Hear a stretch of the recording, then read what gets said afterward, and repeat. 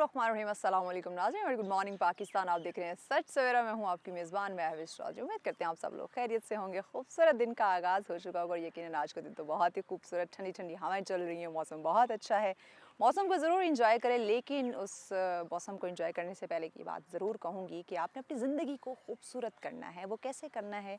दिन का आगाज़ ज़िक्र इलाही से, कलाम इलाही से होना चाहिए। जब आप अल्लाह पाक के बाबरकत नाम से दिन का आगाज़ करके निकलते हैं, तो जहाँ मौसम इतना खूबसूरत हो रहा है, उसी के साथ साथ आपकी ज़िंदगी खूबसूरत हो सकती है। आप जिस भी काम को लेके आप घर से बाहर जा रहे हैं, जो भी आपका मकसद, जो भी टारगेट है, वो यकीनन आप उसे अचीव कर सकते हैं, बशर्ते ये कि दिन का आगाज़ अल्लाह पाक के बाबरकत नाम से होना चाहिए। इसी खूबसूरत बात को लेके प्रोग्राम को आगे बढ़ाते हैं।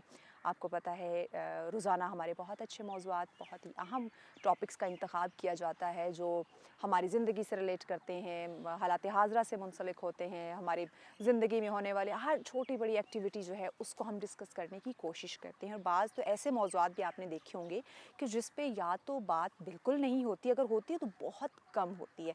आज का जो टॉपिक है वो है हमारी खूबसूरती के हवाले से। जैसे मैंने कहा, ज़िंदगी खूबसूरत होनी चाहिए, मौसम खूबसूरत है, इसे एंजॉय करना चाहिए। वो तब होगा जब आप अपनी जो आपकी शख्सियत है, जो आपकी पर्सनालिटी, उसमें निखार होगा। आप जब भी अपने आप को आईने में देखें, आप ख़ुद को देखकर मुस्कुरा दें, आप अपने आप से मुतमईन हो, अपनी शख्सियत से आप मुतमईन हो, तो यकीनन आपके बाकी तमाम तर काम भी खूबसूरत होते चले जाएंगे। लेकिन अगर आपकी खूबसूरती ज़रा धीमी पड़ गई है, आपने अपनी केयर नहीं की, तवज्जो नहीं की, तो यकीनन आपका सेल्फ़ कॉन्फिडेंस लूज़ हो सकता है। और अक्सर हम बात करते हैं ना, ख़वातीन की या मर्द दोनों की बात कर लें, कि हमारा ये जो फेस है ख़ासकर, ये हमें कॉन्फिडेंस देता है। अगर ये बिल्कुल नीट, क्लीन, साफ़ सुथरा, किसी किस्म की कोई हमें स्किन की डिज़ीज़ नहीं है, किसी किस्म का कोई एक्नी, स्कार, पिंपल कुछ भी नहीं है, बहुत ही खूबसूरत हमारी स्किन है, तो हम कॉन्फिडेंस फ़ील करेंगे। लेकिन अगर कहीं ना कहीं हमने अपनी लापरवाही की वजह से अपनी स्किन की हिफाजत नहीं की, उसकी केयर नहीं की, या फिर मार्केट में आने वाले मल्टीपल प्रोडक्ट हैं, हमने वो ट्रीटमेंट, एक्सपेरिमेंट अपने ऊपर करना शुरू कर दिए हैं, तो उसकी वजह से यकीनन हमारी स्किन मुतासिर हो सकती है। और ये सेंसिटिव एरिया है। जब आप अपनी सेंसिटिव एरिया यानी बालों के साथ या स्किन के साथ छेड़खानी करते हैं, तो उसकी रिकवरी में बहुत ज़्यादा वक्त लग सकता है। तो आज इसी पे बात करेंगे। समर है, मौसम बहुत गर्म है, तो इस गर्म मौसम में हमें अपनी स्किन की हिफाजत कैसे करनी है, और इस मौसम में ख़ासकर अगर बात की जाए तो स्किन की जो बीमारियां हैं, जल्द के अमराज, वो कौन कौन से आ रहे हैं, और क्या बेजा प्रोडक्ट का इस्तेमाल करने से, क्या प्रॉपर अपने स्किन की हिफाजत ना करने की वजह से, प्रॉपर जो है वो अपने आप को हाइड्रेट ना रखने की वजह से ये इश्यूज़ आ रहे हैं। तो इन पे हम बात करेंगे और इस पर डिस्कशन के लिए यकीनन मेहमान हमें ज्वाइन कर चुकी हैं। बहुत ही खूबसूरत अंदाज़े बयां रखती हैं, और अगर मैं बात करूँ तो हमें खूबसूरत बनाने में इनका बहुत बड़ा हाथ है।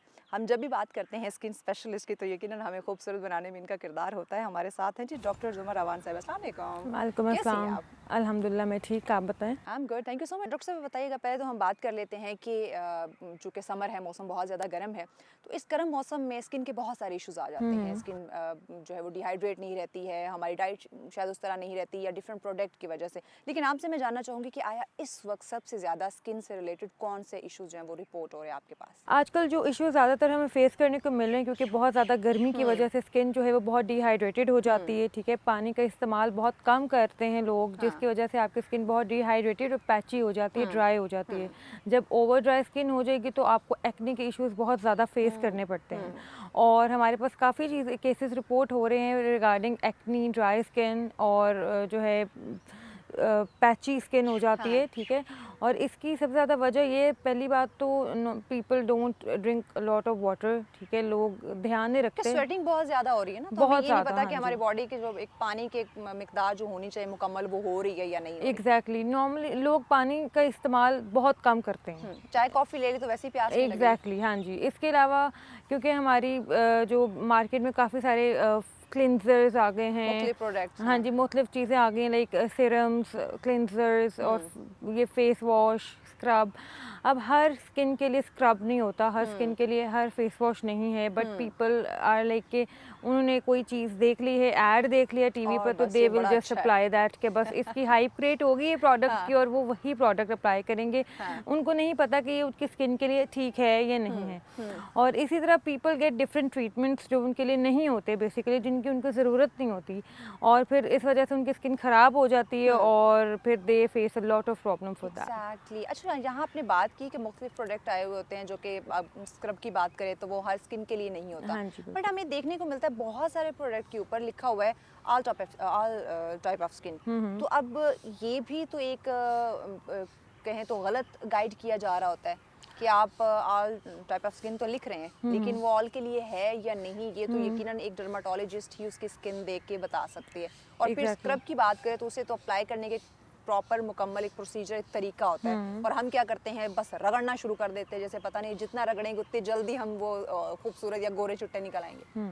अच्छा, इसमें सबसे पहली बात तो ये कि जो स्क्रब है, जिनकी एक्ने प्रोन स्किन है या जिनको ऑलरेडी एक्ने है, एक्ने का इशू है, दे कांट यूज स्क्रब। वो आपके एक्ने को मज़ीद बढ़ा देगी। Exactly. But people don't understand नहीं दिस थिंग। समझते। एग्जैक्टली, हाँ जी। और जो फॉर ऑल स्किन टाइप होता है basically one face wash can not be for all the skin types, ठीक है। हर एक स्किन टाइप डिफरेंट होती है, जैसे फॉर ड्राई स्किन, ठीक है, फेस वॉश अलग होगा। मुख्तलिफ, हाँ। एक्ने प्रोन स्किन में ऑयल कंट्रोल के लिए फेस वॉश में सैलिसिलिक एसिड का इस्तेमाल किया जाता ठीक है। है। और वो जो सैलिसिलिक एसिड होता है बेसिकली वो आपके ऑयल को कंट्रोल करता है, आपके एक्ने को कंट्रोल करता सैलिसिलिक है। एसिड की आपने बात की, ये तो हमने इसका इतना सुन रखा है कि बिना कंसल्ट किए डॉक्टर से हम जाके मार्केट से लेंगे और कहेंगे कि हर तरह की स्किन, हर तरह का फेस वाला जो बंदा है वो उसको अप्लाई कर रहा होता है। हाँ जी, बिल्कुल। और ये हर तरह के फेस, हर तरह के स्किन के लिए नहीं होती है, आपकी नहीं, एज मैटर करती है इसमें, ठीक अच्छा, है। एज मैटर करती है इसमें। एग्जैक्टली, एज मैटर करती है। आपको अपने स्किन के प्रोडक्ट के हवाले से बहुत चूजी होना चाहिए। Like just don't go for the thing कि इस प्रोडक्ट की बड़ी हाइप क्रिएट हो गई तो है बस मैं और ले लूं। ये ले लूँ, ठीक है, क्योंकि हर प्रोडक्ट हर स्किन टाइप के लिए नहीं होता। ठीक है। तो प्रॉपर अपने डर्मेटोलॉजी से कंसर्न करके आप एक ही दफ़ा एक अच्छी चीज़ इस्तेमाल करें, ठीक है, और अपने डॉक्टर को प्रॉपर डॉक्टर की गाइडलाइन लें। और फिर आप ये छोटी छोटी चीज़ें होती हैं जिनके अगर हम ख्याल रखें तो हमारी स्किन बहुत सारे ट्रीटमेंट से आप बच जाते हैं Exactly, और बच एजिंग की तरफ जाने से आप बच जाते हैं जल्दी। ठीक। अच्छा, यानी कि ये हमारी छोटी छोटी गलतियां हैं बिल्कुल। या हम एहतियात नहीं करते, जिसकी वजह Exactly. से फिर हमें बहुत ज़्यादा और बड़े बड़े इश्यूज का सामना जो है वो बिल्कुल। करना पड़ सकता है स्किन के हवाले से।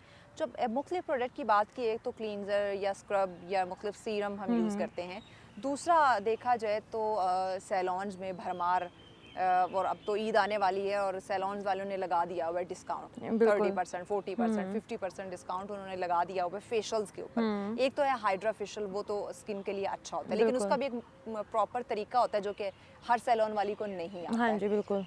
तो बाकी जो उसमें फेशियल दिखाए जा रहे हैं, वाइटनिंग फेशियल है, गोल्ड फेशियल है, पता नहीं क्या क्या फेशियल उन्होंने दिए हुए हैं, ये फेशियल भी यकीनन आपकी स्किन के मुताबिक होना चाहिए। तो बार बार इस फेशियल को करवाना और वो भी इस गर्म मौसम के अंदर, क्या ये स्किन को मुतासर कर सकता है?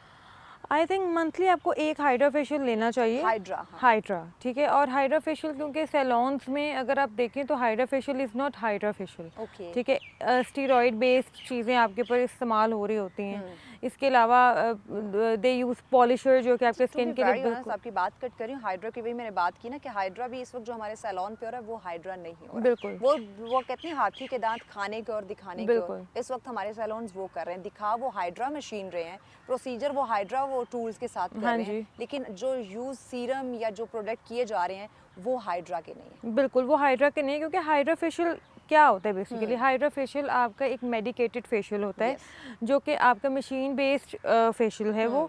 और उससे पहले जो चीज जो प्रोडक्ट हम इस्तेमाल कर रहे होते हैं वो टोटली मेडिकेटेड होनी चाहिए।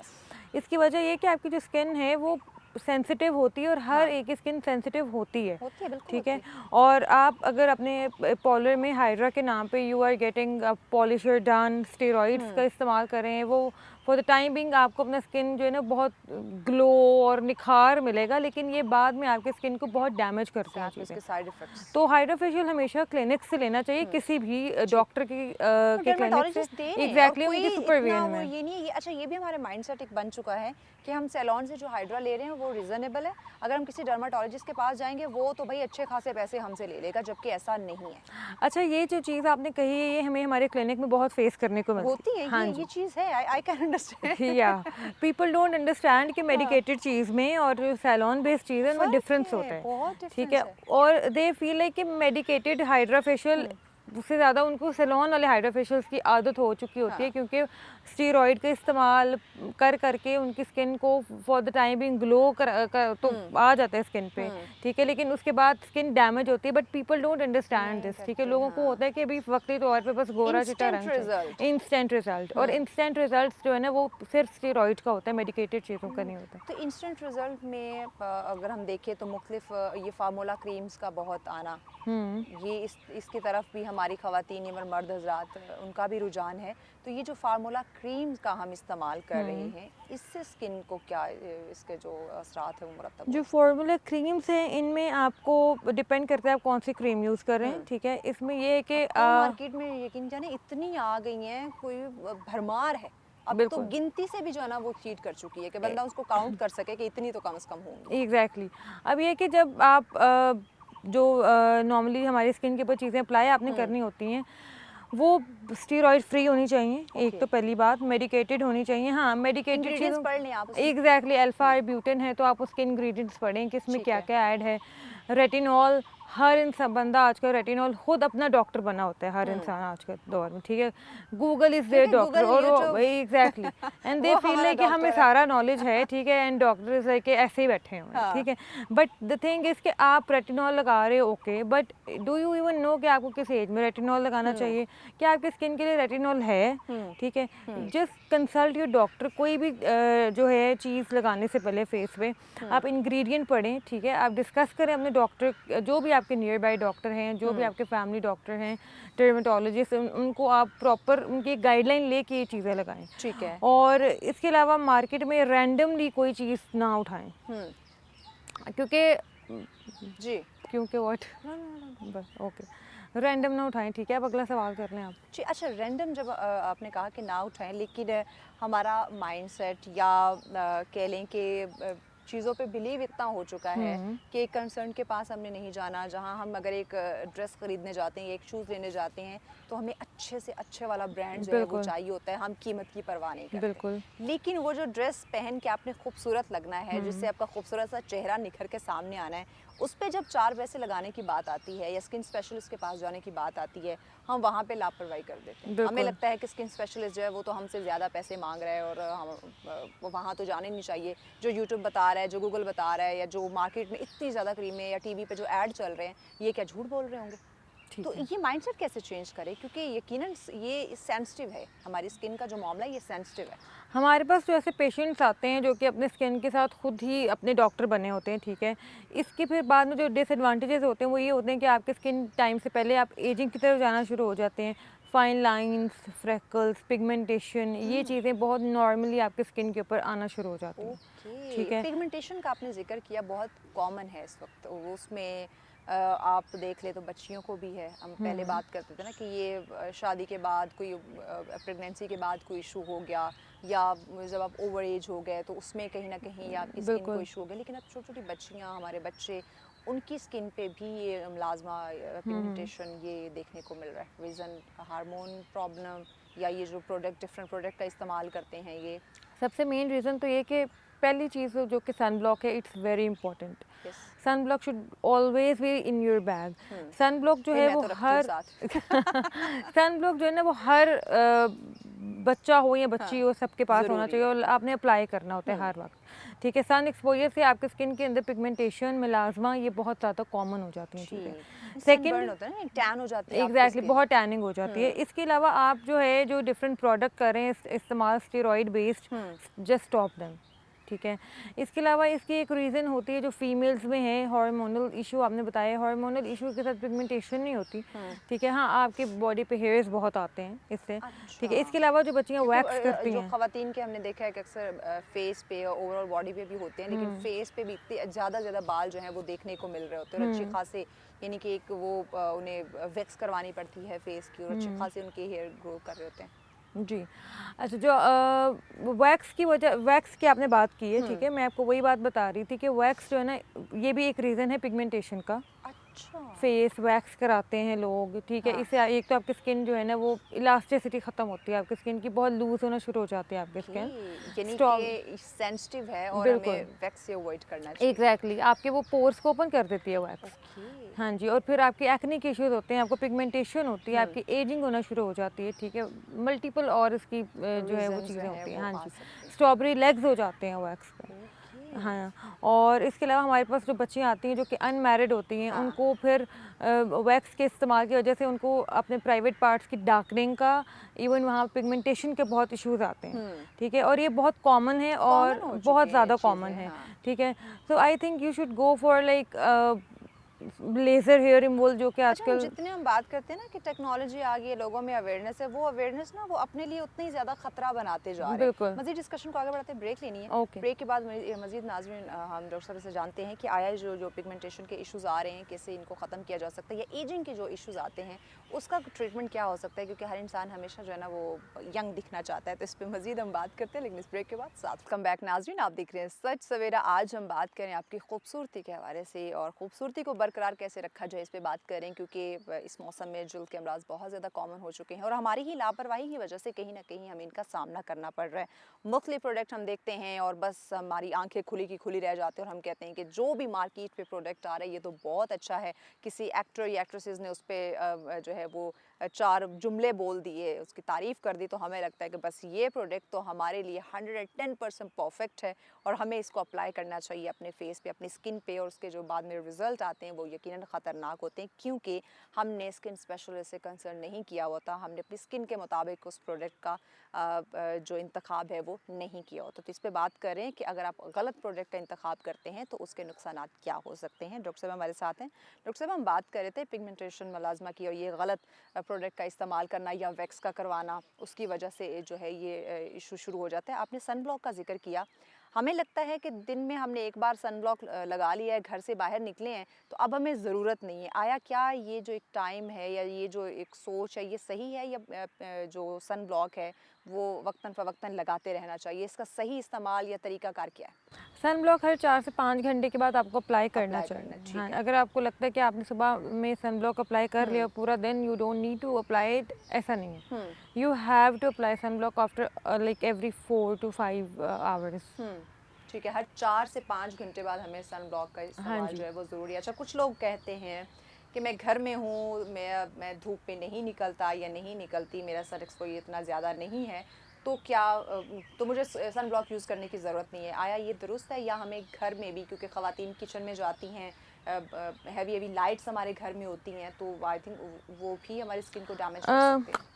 सन ब्लॉक जो है, सन ब्लॉक का इस्तेमाल ना सिर्फ आपको वो सूरज के उसमें करना चाहिए इस्तेमाल, सन ब्लॉक आपकी एजिंग को भी कंट्रोल करता है। अच्छा। हाँ जी, सन ब्लॉक का आपके एजिंग को कंट्रोल करने में बहुत बड़ा रोल होता है। सन ब्लॉक आपको लाजमी अप्लाई करना चाहिए, if either you are at home या यू आर नॉट, ठीक है। आपको सन ब्लॉक अप्लाई करना चाहिए हर हाल में, क्योंकि it's very important for your skin. ठीक हो गया, वो चाहे बच्चा हो, चाहे नौजवान है, बिल्कुल। बड़ा बुजुर्ग है, अगर अपनी खूबसूरती को बरकरार रखना है तो यकीनन करना चाहिए। ख़वातीन की अगर मैं बात करूँ, वो ख़वातीन जो स्कूल, कॉलेज, यूनिवर्सिटी जाती हैं, वर्किंग लेडीज़ हैं, डेली उनका मेकअप होना, जैसा आपका और मेरा हमारा काम ऐसा है कि रोज़ाना हमने मेकअप करना और अच्छा एग्जैक्टली। खासा हैवी मेकअप जो है वो हमें अप्लाई करना पड़ता है। तो आया ये जो हैवी प्रोडक्ट का इस्तेमाल करना या फिर मेकअप, अब चूँकि हमने धूप में भी निकलना है, तो डेली का मेकअप इस्तेमाल करना ये हमारी स्किन के लिए किस कदर ख़तरनाक हो सकता है, और इसका एक सही अगर कहूँ तो तरीक़ाकार क्या हो सकता है कि हम डेली मेकअप भी करें, हमारी ज़रूरत है, इसके बगैर बिल्कुल। हम रह भी नहीं सकते, नेचर ऑफ जॉब ऐसी है, लेकिन वो मेकअप हमारी स्किन को डैमेज भी ना करे? ठीक है। जो डेली बेसिस पे आपको मेकअप अप्लाई करना पड़ता है, ठीक है, इसमें ये कि you can apply some tinted sun block, ठीक है, जो कि आजकल बहुत ज़्यादा मार्केट में अवेलेबल है। लेकिन अच्छा, आपने जो आगे सन ब्लॉक की बात की थी, सन ब्लॉक में I want to add the thing कि सन ब्लॉक कोई भी सन ब्लॉक नहीं लगा लेना आपने। ओके। एसपीएफ का बहुत ध्यान रखना है, एसपीएफ 50, 40, 60 अच्छा, मैं सुन रही थी कल ही आपकी बात कट करी, डर्माटोलॉजिस्ट बता रही थी, बहुत ही अच्छे नाम और डर्माटोलॉजिस्ट है, वो सजेस्ट कर रही थी, बल्कि इंटरनेशनल अगर मैं कहूँ तो वो है। तो उन्होंने कहा कि आपका इस वक्त जो हमारी एशियन स्किन है उसके लिए कम से कम जो है वो 60 प्लस होना चाहिए। एग्जैक्टली। जो हमारी एशियन जो स्किन है उनके लिए, क्योंकि हम कहते हैं 20 हो गया, 30 हो गया, ये इनफ है हमारे लिए। कुछ जो एशियन स्किन है उसके लिए जो हमारा इस वक्त सन ब्लॉक है, जो हमें महफूज रख सकता है, प्रोटेक्ट कर सकता है, वो 60 प्लस होना चाहिए। ठीक है।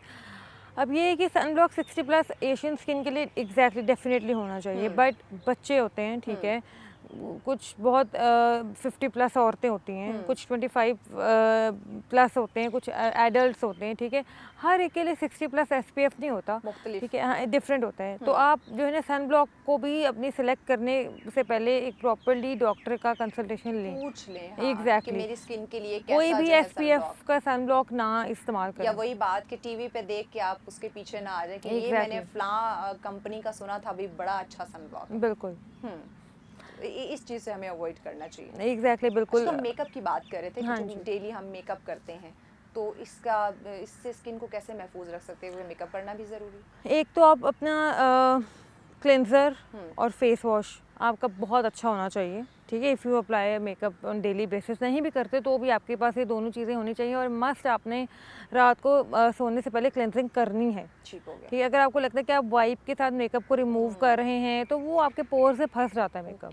डेली बेसिस नहीं, क्लीन नहीं होगा। डेली बेसिस पे मेकअप अप्लाई करने से आपके स्किन के जो पोर्स हैं वो ओपन हो जाते हैं, ठीक है। और अगर आपकी बहुत मजबूरी है that you have to apply the makeup on daily basis, okay, but उसके लिए then go for you know little treatment जो कि कार्बन फेशियल के नाम से आजकल बहुत वो है। वो आपके जो पोर्स हैं उनको बंद करता है, आपकी जो रिजुविनेशन है स्किन की कराता है, ठीक है।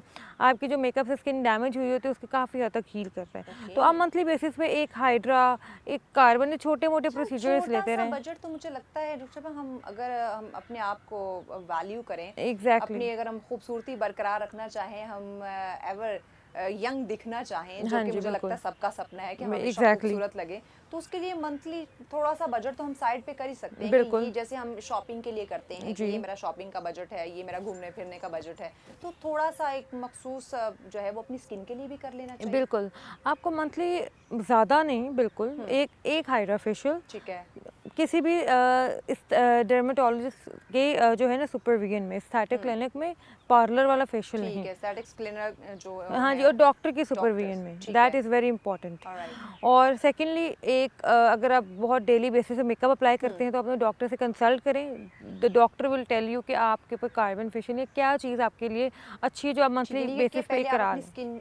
बिल्कुल, हाँ जी, दिखाएं तो वो उसके मुताबिक आपको बताएंगे कि आपके कौन सा फेशियल जो है वो आपको ज़रूरत है या सूट करेगा। एग्जैक्टली, इससे आपकी स्किन डैमेज भी नहीं होगी। You can apply the makeup on daily basis और जो है आपको एजिंग इश्यूज़ और ये एक्ने इश्यूज़ भी नहीं होंगे, ना आपके ओपन पोर्स होंगे।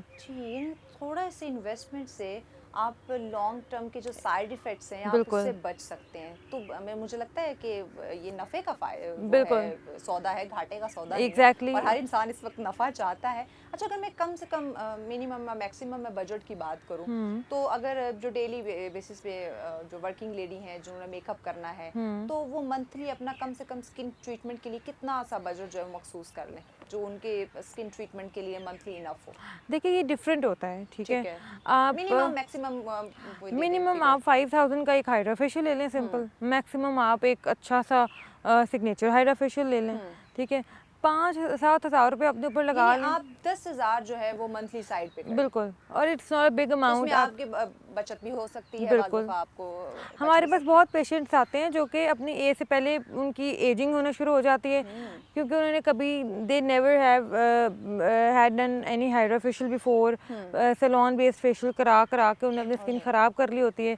फिर उन्होंने अपनी स्किन के ऊपर उनको अच्छे खासी इन्वेस्टमेंट करनी पड़ती है to regain the the old skin, ठीक ठीक है। जाहिर बात है, आपने एक लंबे टाइम से आप उस स्किन के साथ तशद्दुद करते आ रहे हैं, बिल्कुल उसके साथ ज़्यादती कर रहे हैं, उसके ख़तरनाक प्रोडक्ट इस्तेमाल कर रहे हैं, तो एग्जैक्टली फिर ज़ाहिर है उसका ट्रीटमेंट तो होगा। अच्छा, बिल्कुल यहाँ पे एक और चीज़ लोगों का शायद वो जो सब्र है वो जवाब दे जाता है या नहीं होता है कि हम सालों साल लगे होते हैं स्किन को ख़राब करने में, मुख्तलिफ प्रोडक्ट इस्तेमाल करते रहते हैं, मुख्तलिफ फार्मूला क्रीम्स इस्तेमाल करते रहते हैं, जो नया फेशियल आता है उसका एक्सपेरिमेंट अपने ऊपर करवा लेते हैं, जहाँ कहीं डिस्काउंट लगा होता है हम उस तरफ दौड़ जाते बिल्कुल हैं। अब यानी कि एक लंबा टाइम पीरियड हमने लगाया स्किन को डैमेज करने में। बिल्कुल अब अगर डैमेज हो गई है तो अब हम स्किन स्पेशलिस्ट के पास जैसे तैसे करके पहुंच गए। अब स्किन स्पेशलिस्ट से हमने जो है वो तवक्को कर ली कि within a week 2 weeks within a month मेरी स्किन जो है वो परफेक्ट हो जाए। Is it possible? नहीं, that is not possible at all. ठीक है, अब आपने अगर अपनी स्किन इतनी ख़राब कर ली है तो you need to have some patience. ठीक है, give it a month 2 months, 3 महीने दें, आपकी स्किन नॉर्मल होना शुरू हो जाएगी। क्योंकि मैंने आपको बताया कि क्लिनिक्स में डॉक्टर कभी भी आपके स्टीरॉइड इस्तेमाल नहीं करता। ठीक है, स्टीरॉइड ही वो चीज़ है जो कि आपको इंस्टेंट रिजल्ट देती है। ओके। ठीक है, और वो और अगर ये स्किन स्पेशलिस्ट कभी नहीं करेगा? नहीं, नेवर। तो ये कि if you want to gain the skin अपनी रीगेन द ओल्ड स्किन, ठीक है, you need to have some patience. जो आपने इतने स्टेरॉइड लगा के अपनी स्किन को ख़राब किया होता है तो भी ट्रीटमेंट टेक्स टाइम ना। ओके, तकरीबन कितना टाइम लग सकता है आपकी इट स्किन? डिपेंड्स कि आपकी स्किन कितनी ख़राब हुई फॉर है। एग्जांपल हमने उसको मुलाजमा की ये पिगमेंटेशन की बात कर लेते हैं, कॉमन है आजकल। अगर इसका ट्रीटमेंट करवाना हो तो इसका ट्रीटमेंट तकरीबन कितना टाइम लेगा? अगर एक्यूट पिगमेंटेशन है, एक्यूट मेलास्मा है, तो इसका treatment would take like a month और 2 या 1.5 महीना। और अगर ये क्रॉनिक है तो 3-4 सेशंस चाहिए होते हैं करने आपको। चाहिए। और साथ में आई थिंक डिपेंड करता है आपकी डाइट, बिल्कुल, डाइट और स्किन केयर। आफ्टर केयर जो है वो कितनी कर रहे हैं। डाइट और स्किन केयर बहुत इंपॉर्टेंट चीज़ें हैं दोनों। क्योंकि आप सिर्फ ये कर दें कि भाई डॉक्टर साहबा ने ये इंजेक्शन लगा दिया था, ये ट्रीटमेंट उन्होंने कर दिया था, ये प्रोसीजर हो गया था, अब तो बस सारा जो है वो उन्हीं के हाथ में है, मेरी स्किन वही सही करेंगी, मैं जो मर्जी खाऊं, जो मर्जी लगाऊं, मैं केयर करूं ना करूं, अब मेरी जिम्मेदारी नहीं, मैंने तो पैसे दिए हुए। हाँ जी, तो यानी हमारी जिम्मेदारी बनती है कि बिल्कुल आफ्टर बनती है। सेशन हमने उसकी केयर करनी है। आपको डाइट के ऊपर बहुत फोकस करना चाहिए, नॉर्मली भी वैसे भी। ठीक है, ये आपकी स्किन के लिए वो जो आप खाते हैं ना वही नज़र भी आता है आपकी स्किन पे। ठीक है, जो हम आजकल खा रहे हैं वो भी आपके सामने कि हम खा क्या रहे हैं। और अपार्ट फ्रॉम दैट आपकी स्किन केयर अच्छी होनी चाहिए। अच्छा, एंटी एजिंग है, इस हवाले से बताएं, क्योंकि आपने बात की ना कि वक्त से पहले ऐसी बच्चियां आ जाती हैं जो यानी कि होती वो 20 साल की हैं, लगभग 30 साल की रही होती हैं, तो इसके भी मुख्तलिफ ट्रीटमेंट चल रहे हैं, वो कौन से हैं? इसमें एक तो आपने इन बच्चों की बात की, इसके अलावा जो हमारे पास 50+ ख़वातीन आती हैं, ठीक है, उनके लिए भी यही ट्रीटमेंट्स होते हैं कि फॉर एग्जांपल आपके फोरहेड पे फाइन लाइंस आना शुरू हो जाती हैं। ठीक है, आफ्टर 30। ठीक है, फ्राउन लाइंस बनती है, फाइन लाइंस प्रॉपर विजिबल होना शुरू हो जाती हैं। इसके लिए बोटॉक्स किया जाता है। और जो कि डिपेंड करता है कि आपके ऊपर कौन सा ब्रांड इस्तेमाल किया जा रहा है, कि चाइना का है, कोरियन है, उसकी लॉन्गेटिविटी भी उसके अकॉर्डिंग रहती है। ठीक है, ठीक है, वो आपको ईयरली रिपीट करना पड़ता है।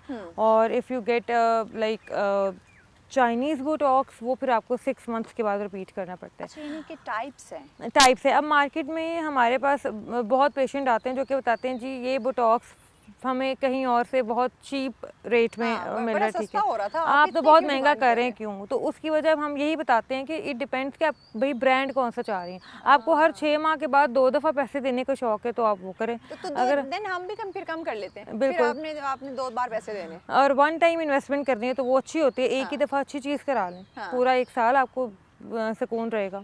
इसके अलावा कुछ लोग आते हैं जिनकी जॉ लाइन जो है बहुत लटक जाती है, आपकी स्किन नीचे से स्किन सैगी हो जाती है और बहुत एजिंग होना शुरू हो जाती है।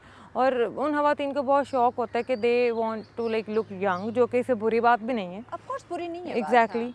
और उनके लिए होता है थ्रेड्स, फिलर, ठीक है, बोटॉक्स, ये चीज़ें थ्रेड्स होती का हैं। इस्तेमाल करते हैं, जो आप थ्रेड डालते हैं, ये स्किन को डैमेज नहीं करता? ये सवाल बहुत ज़्यादा पूछा जाता है। हाँ, ऑफ कोर्स, क्योंकि ये चीज़ है कि आप थ्रेड अंदर रख रहे हैं, तो ये सिक्योर प्रोसीजर है? जो थ्रेड होता है ना वो बेसिकली थ्रेड नहीं होता, वो कोलेजन होता है। अच्छा, जो कि आपकी स्किन में जाकर कोलेजन की प्रोडक्शन ही करता है। ओके। हाँ, और थ्रेड जो है ना वो बेनिफिशियल ना सिर्फ आपकी स्किन की टाइटनिंग कराता है, बल्कि आपकी स्किन में कोलेजन की बहुत अच्छी प्रोडक्शन कराता है, लाइक आपकी स्किन प्रॉपर टाइट हो जाती है। नहीं, इट इज़ नॉट पेनफुल, ठीक हाँ। है, क्योंकि नम करके किया जाता है। वो अच्छा। आपको उसके डाउन टाइम होता है, 2-4 दिन आपको थोड़ी बहुत पेन रहती है, ठीक है, आप पेन किलर लें, इतनी पेन नहीं होती कि इट्स लाइक अनबियरेबल, ऐसा ओके, नहीं है, ठीक ठीक है। है। बट वो लेकिन थोड़ा अगर रूटीन से हट के आप नॉर्मली ज़रा पेशेंट्स को ना पेन ज़्यादा इरिटेट। ना इरिटेट करता है चीज़ के, यहाँ से बहुत खिंची हुई स्किन है, तो वो खिंची हुई तो होगी ना ऑब्वियसली, क्योंकि आप टाइट करा रहे ज़ाहिर हैं। है। वो 1 वीक के बाद फैशन करना सेटल हो इतना जाता आसान नहीं है, है। वो 1 सैक्रिफाइस तो वीक करना पड़ता है। वो 1 वीक के बाद जो है वो सेटल डाउन हो जाता है, ठीक और है। पेशेंट फील्स वेरी हैप्पी, और इनका रिजल्ट 3-4 साल तक रहता है। That's very great. अच्छा, हमारी एक कोलीग थी, वही थर्ड का मेरे माइंड में इसलिए आया कि उन्होंने भी ये ट्रीटमेंट लिया था, और अब आप इस पे मज़ीद रोशनी डालें कि क्या वो एक्सपर्ट नहीं थी जिसने ये थ्रेड का यूज़ किया या जिससे उसने ट्रीटमेंट लिया, बजाय वो कहते हैं ना कि आपकी स्किन टाइट हो जाए, उसकी स्किन लूज़ हो गई, जस्ट लाइक वो उसकी उम्र होगी 25 राउंड अबाउट, लेकिन वो लगती थी राउंड अबाउट 35, मतलब इस कदर उसकी स्किन ढीली होना शुरू हो गई थी। ठीक है, अब ये डिपेंड करता है कि आपके डॉक्टर के ऊपर, ठीक ठीक है, है। Be very wise to choose your doctor firstly, ठीक है, ट्रेन डॉक्टर होना चाहिए आपका, और इसमें कि थ्रेड पॉसिबिलिटी है कि डॉक्टर ने थ्रेड ठीक से डाला नहीं है, ठीक है, और ये भी पॉसिबिलिटी है कि वो थ्रेड जो है एक्सपायर्ड हो, ठीक है, बिल्कुल, या वो थ्रेड चाइना की कंपनी का हो जो कि आपके स्किन को टाइट करने की बजाय लूज़ कर देता है। इसकी वजह ये कि people normally go for the cheaper things, ठीक है, कि मुझे एक क्लिनिक से बहुत चीप रेट्स में हमें ये मिल रहा है, ठीक है, तो why don't you go for like this thing. तो बात वही है कि आपके प्रोडक्ट जो है ना वो मैटर करता है बहुत ज़्यादा, ठीक है, थ्रेड आपको किसी क्लिनिक में 50,000 का मिल जाएगा, तो किसी क्लिनिक में 2 लाख का भी होगा, यस। ठीक है, तो और अब कहीं आप में 2000 का भी हो सकता है। 2000 का भी हो सकता है, बिल्कुल, चॉइस इज योर। एग्जैक्टली। तो इसमें ये है कि अब आप खुद, इट्स द थिंग ना कि अगर अपनी अकल का इस्तेमाल करना चाहिए कि भाई अगर एक चीज़ 50,000 की एक 2 की है तो डिफरेंस है उनमें, कुछ तो फर्क है। वो अच्छा खासा फ़र्क है ना कि एक 2 की और एक मतलब ये 50 की है। सोचने की बात है ना कि क्या अगर कहीं 2000 की मिल रही है, कहीं 10 की, कहीं 50 की, कहीं 1.5-2 लाख की मिल रही है, तो आप उसमें डिफरेंस जो है ना वो आप चेक करें। बिल्कुल, और फिर जब उनका मुंह खराब हो जाता है फिर दे फिर भागते काम हैं, के फिर भाई देने को, डॉक्टर फिर साहब 2-4 लाख भी यू देने को आर तैयार राइट। हाँ जी, बिल्कुल। है। ठीक है, डॉक्टर साहब मज़ीद डिस्कशन करते हैं। डाइट पे भी नाज़रीन हम बात करते हैं कि ट्रीटमेंट्स की हम बात करते हैं, डिफरेंट ट्रीटमेंट्स लेते हैं, अच्छे से प्रोडक्ट यूज़ करते हैं, लेकिन जो हम इनटेक कर रहे हैं, जो खा पी रहे हैं, वो अगर हमारा हेल्दी नहीं है तो क्या उन दवाइयों का, उन प्रोडक्ट का, उन क्रीमों का, उन सीरम्स का कोई फ़र्क, उन ट्रीटमेंट का कुछ हो सकता है या फिर नहीं, इस पे बात करेंगे, लेकिन इस ब्रेक के बाद। वेलकम बैक नाज़रीन, आप देख रहे हैं सच सवेरा। आज हम बात कर रहे हैं आपकी स्किन के हवाले से। यकीनन हम चाहते हैं हमारे नाज़रीन बहुत खूबसूरत हैं, ये मज़ीद खूबसूरत लगें, अपनी खूबसूरती को बरकरार रखें और उसकी हिफाजत करें। उसकी जो स्किन की ज़रूरत होती है या इसकी जो हिफाजत है वो यकीनी बनाई जाए ताकि आप लॉन्ग टर्म खूबसूरत रहें, ना कि जो इंस्टेंट रिज़ल्ट के पीछे भागते हैं। शॉर्ट टर्म जो चीज़ें हैं वो यकीनन नुकसान देती हैं, उनका कोई फ़ायदा नहीं होता। तो यही फ़ायदा या यही चीज़, यही बात आज हम समझा रहे हैं आपको इस टॉपिक में कि मौसम बहुत गर्म है, स्किन के काफ़ी सारे इश्यूज़ रिपोर्ट हो रहे हैं। अब हम नहीं चाहते कि उन इश्यूज़ के सर्कल में आपका नाम भी हो, आपकी ब्यूटी जो है, आपकी खूबसूरती भी डैमेज हो, हम बिल्कुल नहीं चाहेंगे। डॉक्टर साहबा साथ हैं, उनसे बात करें। डॉक्टर साहबा, हमने मुख्तलिफ प्रोडक्ट की बात की, मुख्तलिफ ट्रीटमेंट्स की बात की, किस तरह से स्किन स्पेशलिस्ट से कंसल्ट करना चाहिए ये भी हमने बात की, और कौन सी चीज़ हमारी स्किन के लिए फ़ायदेमंद हो सकती है, किन से इज्तनाब करना चाहिए, अवॉइड करना चाहिए, वो भी बात की। एक और चीज़ जो मुझे लगता है बड़ा ज़रूरी है कि हमने अच्छे प्रोडक्ट का इस्तेमाल भी कर लिया, हम स्किन स्पेशलिस्ट के पास भी चले गए, हमने मुख्तलिफ ट्रीटमेंट भी ले लिए जो कि स्किन को जिसकी ज़रूरत थी। एक और चीज़, अगर हमने अपनी डाइट पे फोकस ना किया तो क्या ये सारी अच्छी चीज़ें, अच्छे प्रोडक्ट, अच्छे ट्रीटमेंट ये बेकार नहीं हो जाएंगे? एग्जैक्टली हो जाएंगे, क्योंकि आपकी डाइट का बहुत बड़ा रोल होता है आपकी स्किन में, फुल बॉडी में, ठीक है। लाइक मैंने आपको बताया कि आजकल इतनी गर्मी की वजह से बहुत डिहाइड्रेटेड स्किन हो जाती है लोगों की, क्योंकि पानी का इस्तेमाल नहीं कर रहे। मैं इवन सुबह ही आ रही थी, आपकी बात करके सुबह ही आ रही थी, तो मेरे कोलीग बोल रहे थे ये गर्मी में स्किन इतनी ड्राई क्यों हो जाती है। उनकी एक बात तो हम पानी बहुत कम पी रहे हैं, क्योंकि स्वेटिंग ज़्यादा हो रही है और हम पानी का इंटेक उस तरह नहीं कर रहे। दूसरा, हम बार बार वॉश करते हैं तो फिर बाद में उसको अच्छे से मॉइस्चराइज नहीं करते। तो मैंने कहा ये ज़रूरी नहीं कि सिर्फ विंटर में स्किन ड्राई हो, समर में उससे ज़्यादा हो सकती है। बिल्कुल, एग्जैक्टली। और इसके अलावा ऑर्गेनिक डाइट बहुत इम्पोर्टेंट है। हमारी डाइट क्या, फास्ट फूड? फास्ट फूड जो है, पिज़्ज़ा, बर्गर। बंद करने चाहिए ये हाँ। ठीक है, क्योंकि ये आपकी स्किन का बेड़ा गर्क इस तरह करते हैं कि हाँ। आपकी एक्ने के जो इश्यूज होते हैं, इवन आपकी बॉडी के फैट के इश्यूज होते हैं इनसे, ठीक है। लोगों के ऊपर इतनी इतनी चर्बी चढ़ जाती है कि वो Obesity की बेचारों तरफ से चले ओबेसिटी की तरफ चले जाते हैं, और फिर उनको ये जॉइंट्स का मसला, ठीक है, ये इस तरह के छोटे मोटे मसले, शुगर, और ये है ना, आप डायबिटीज, देखिए diabetes, blood exactly pressure, even heart patient और कम ये उम्र सारी में जो है चीज़ें ये होती चीज़ें हैं। आ रही हैं। तो ये ऑब्वियसली इसलिए कि आपकी डाइट अच्छी नहीं है, ठीक है। तो आप ऑर्गेनिक डाइट लें और बैलेंस्ड डाइट लें। Balance diet. मतवाज़िन ग़िज़ा पे जी हमने इतने शोज़ किए हैं डॉक्टर साहिबा, लेकिन मुझे लगता है कि हमारे नाज़रीन जो है ना बच्चों की तरह हैं। उन्हें बार बार वो जैसे बच्चे के कान खींचने पड़ते हैं ना, और डंडे से समझाना पड़ता है ये काम तुम्हारे लिए सही नहीं है तो तुम ये मत करो, ये काम तुम्हारे लिए अच्छा है तुम इस तरफ आओ। तो हमें भी बार ना वो करना पड़ रहा है कि अपने नाज़रीन को बच्चों की तरह समझाना पड़ रहा है ऑर्गेनिक फूड की तरफ आएँ, और लोग आ रहे हैं, वो कहीं ना कहीं जो है ना, मुझे लगता है कि डाइट की अहमियत को समझ रहे हैं कि बिल्कुल। बैलेंस डाइट ही हमें ज़िंदा भी रख सकती है, बैलेंस डाइट ही हमें मुख्तलिफ डिजीज़ से दूर रख सकती है, क्योंकि बहुत कम उम्र में लोग डायबिटीज़ के पेशेंट हो रहे हैं, ब्लड प्रेशर के पेशेंट हो रहे हैं, ओबेसिटी का शिकार, ये जोड़ों का दर्द शुरू हो रहा है, हार्ट पेशेंट बढ़ते जा रहे हैं। तो इस वजह से मुझे लगता है हमारा जो लाइफ स्टाइल है ना, वो जहाँ हम प्रोडक्ट की क्रीमों की बात करते हैं, वहीं पे डाइट पे फोकस करना भी ज़रूरी हो गया। बिल्कुल, इट्स वेरी इंपॉर्टेंट। जो इस वक्त अगर मैं बात करूँ, हमारे पास वैरायटी है फ्रूट्स की इस वक्त समर में, तो वी आर ब्लेस्ड कि हमें हर वो फ्रूट मिल जाता है जिसकी वजह से हमारी बॉडी के वो तमाम जो ज़रूरत है, जो हम मल्टीविटामिन्स के सप्लीमेंट्स ले रहे होते हैं, वो हमें लेने की ज़रूरत महसूस नहीं होगी। हम पानी की बात कर रहे हैं, पानी का इंटेक नहीं करना पड़ेगा क्योंकि सारे जूसी तकरीबन फ्रूट्स होते हैं। तो हम फ्रेश फ्रूट्स की तरफ नहीं जाते, हम फ्रीजी ड्रिंक्स की तरफ चले जाते हैं, मार्केट के जो जूसेस हैं उनकी तरफ चले जाते हैं। व्हाई नॉट हम ये फ्रेश जूसेस की तरफ आए? एग्जैक्टली, फ्रेश जूस आपको नाश्ते में सुबह लेना चाहिए, ठीक है। जो हम चाय का इंटेक कर रहे होते हैं, चाय के बजाय अगर हम कुछ लोग शेक, तो खाली पेट चाय के बगैर तो उनके दिन का आगाज ही नहीं होगा। बिल्कुल, तो ये अगर आप नाश्ते में इसको थोड़ा अवॉइड करके, हाँ। अब जैसे आज मैंगोज हैं, ठीक है, आप मैंगो शेक पी लें, ठीक है, यमी होता है ये बिल्कुल, सुबह सुबह। ठीक है। अब तो इतने अच्छे अच्छे फ्रूट्स आ गए हैं, ठीक है, लाइक मेलन, वाटरमेलन, ठीक है, आप इनको ज़्यादा इस्तेमाल करें, ठीक है। ये आपकी स्किन के लिए बहुत अच्छे हैं, आपकी बॉडी के लिए बहुत अच्छे हैं, और आपकी ओवरऑल जो इम्यूनिटी है उसके लिए बहुत कहते हैं जो आप अच्छा खाएंगे वही आपके फेस पे दिखेगा। बिल्कुल। अगर आप अच्छा नहीं खा रहे, आप अनहेल्दी फूड की तरफ है, तो वो फिर फेस पे मुख्तलिफ रंग बिरंगी शक्लें तो निकालेगा। एग्जैक्टली। उससे तो फिर यकीनन वो चीज़ें कि अच्छा, एक और चीज़, होम रेमेडीज़। हमारी ख़वातीन वही यूट्यूब गूगल देख के, या पड़ोसन ने किसी ने बता दिया, मैंने ये टोटका अप्लाई किया था यार, मुझे तो बड़ा फ़र्क पड़ा है, मेरा तो रंग भी गोरा हुआ है, मेरे तो स्किन के प्रॉब्लम भी जो है वो ख़त्म हुए हैं। तो आया ये होम रेमेडीज़ ये सही होती हैं या इनसे अवॉइड करना चाहिए? क्योंकि हम इसमें मुख्तलिफ चीज़ों का यूज़, और ख़ासकर वो लेमन का यूज़ इसमें बहुत कर रहे होते हैं।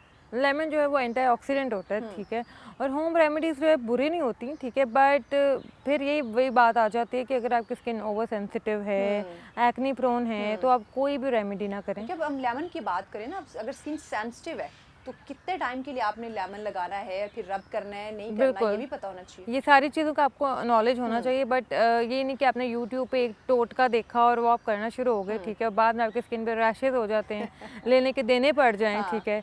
तो ये कि ये भी हर स्किन टाइप के लिए नहीं होता। कुछ लोगों की स्किन नॉर्मल होती है, ठीक है, they can go for like normally लोग बेसन के और पानी का इस्तेमाल बहुत करते हैं, ये तो बड़ा कॉमन किया, ये बहुत कॉमन है, ठीक है। Yes, you can do that, ठीक है, इसमें कोई हर्ज नहीं है। हाँ, अगर आप उसमें अब लेमन वाटर में आप मिक्स हाँ करके बिल्कुल, अगर आप उसमें लेमन या कोई इस तरह की चीज़ कर रहे हैं, ठीक है, तो वो आप अपनी स्किन को पहले देख लें, ठीक है, एक दफ़ा कंसल्ट कर लें। ना कि आप अक्सर यहाँ पे सेंसिटिव एरिया, यानी कि आपका हाथ के यहाँ पे लगा के देख लें, अगर आपको कोई रैश वगैरह नहीं हुआ या कोई इन्फेक्शन नहीं, तो देन आप अप्लाई कर लें। हाँ जी, और होम रेमेडीज भी हर एक के लिए नहीं, हर एक के लिए नहीं है भाई, ये समझना ज़रूरी है। बिल्कुल। अच्छा, सिंपल जो एलोवेरा है वो हम यूज़ कर सकते हैं? डेफिनेटली यस, यू कैन, हर टाइप ऑफ स्किन के लिए। हाँ, you can use rose water आप इस्तेमाल करें, ठीक है, आप इतनी गर्मियों में, ठीक है, बल्कि विंटर में भी, ठीक है, वो बहुत अच्छा है आपकी स्किन के लिए। कोई भी अच्छा मॉइस्चराइजर लगा लें, ठीक है, it's very good for your skin. एक अच्छा फेस वॉश रखें, दैट्स इट, और एक सन ब्लॉक अच्छा लें। इन्वेस्टमेंट है, ये लंबे जो मसले हैं ना उनसे छुटकारा मिल जाएगा। बिल्कुल। थोड़ी सी इन्वेस्टमेंट कर ले, ये जो सस्ते प्रोडक्ट हम 10 खरीदते हैं वो आप अच्छा एक 2 ले अच्छे ले लें, एक हाँ, अच्छा ले एक लें। अच्छा ले ले तो वो आपके लिए ज़्यादा मुफीद होगा। अच्छा, और कोई ऐसे स्किन ट्रीटमेंट जो आप समझती हैं कि समर में हमें वो लाजमन लेने चाहिए, लाजमन करवाने चाहिए ताकि हमारी स्किन जो है वो महफूज रहे इस गर्मी की वजह से, स्किन टैन हो जाना या पोल्यूशन बहुत ज़्यादा है या मेकअप हम बहुत ज़्यादा करते हैं या कोई और रीजंस हो सकते हैं हम अपने उस तरह स्किन केयर नहीं कर पाते, तो आप क्या समझती हैं कि इन तमाम तर जो स्किन के इश्यूज आ रहे हैं, एक्ने के हैं, ये स्किन ड्राई हो जाना या ये पिगमेंटेशन का हो जाना या ये वक्त से पहले बुढ़ापे का आ जाना, ये झुर्रियाँ जिनका हम जिक्र करते हैं वो हो जाना, तो इन तमाम तर इशू से बचने के लिए और ऐसे कौन से ट्रीटमेंट है जो आप सजेस्ट करती है कि हमें वक्तन फ़वक्तन ये ज़रूर लेते रहना चाहिए? ओके।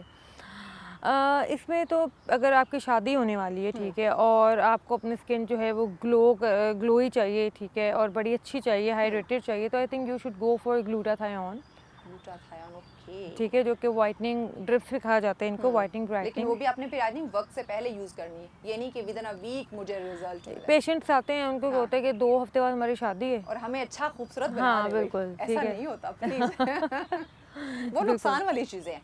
इंस्टेंट हो तो जाएगा लेकिन वो आपको लॉन्ग टर्म नहीं रहेगा। हाँ जी, फिर और आप कोसेंगे इंस्टेंट डॉक्टर को। बिल्कुल, और हम इंस्टेंट करते भी नहीं है क्योंकि आपकी स्किन के साथ एक डॉक्टर खेल नहीं सकता। उसे पता होता है कि बाद में क्या बिल्कुल। इश्यूज आ सकते हैं। डेफिनेटली। ठीक है। और ग्लूटाथायोन का ये होता है कि लोगों को ये बड़े इश्यूज होते हैं कि कैंसरस तो नहीं है, तो ये आपकी इम्यूनिटी को बहुत अच्छा बूस्ट करता है, ठीक है, आपको फुल बॉडी ग्लो देता है, आपकी एजिंग, पिगमेंटेशन, फाइन लाइंस, इनको रिडक्शन की तरफ लेके जाता है, तो आई think you should go for that अगर आपको कोई एडवांस प्रोसीजर चाहिए तो।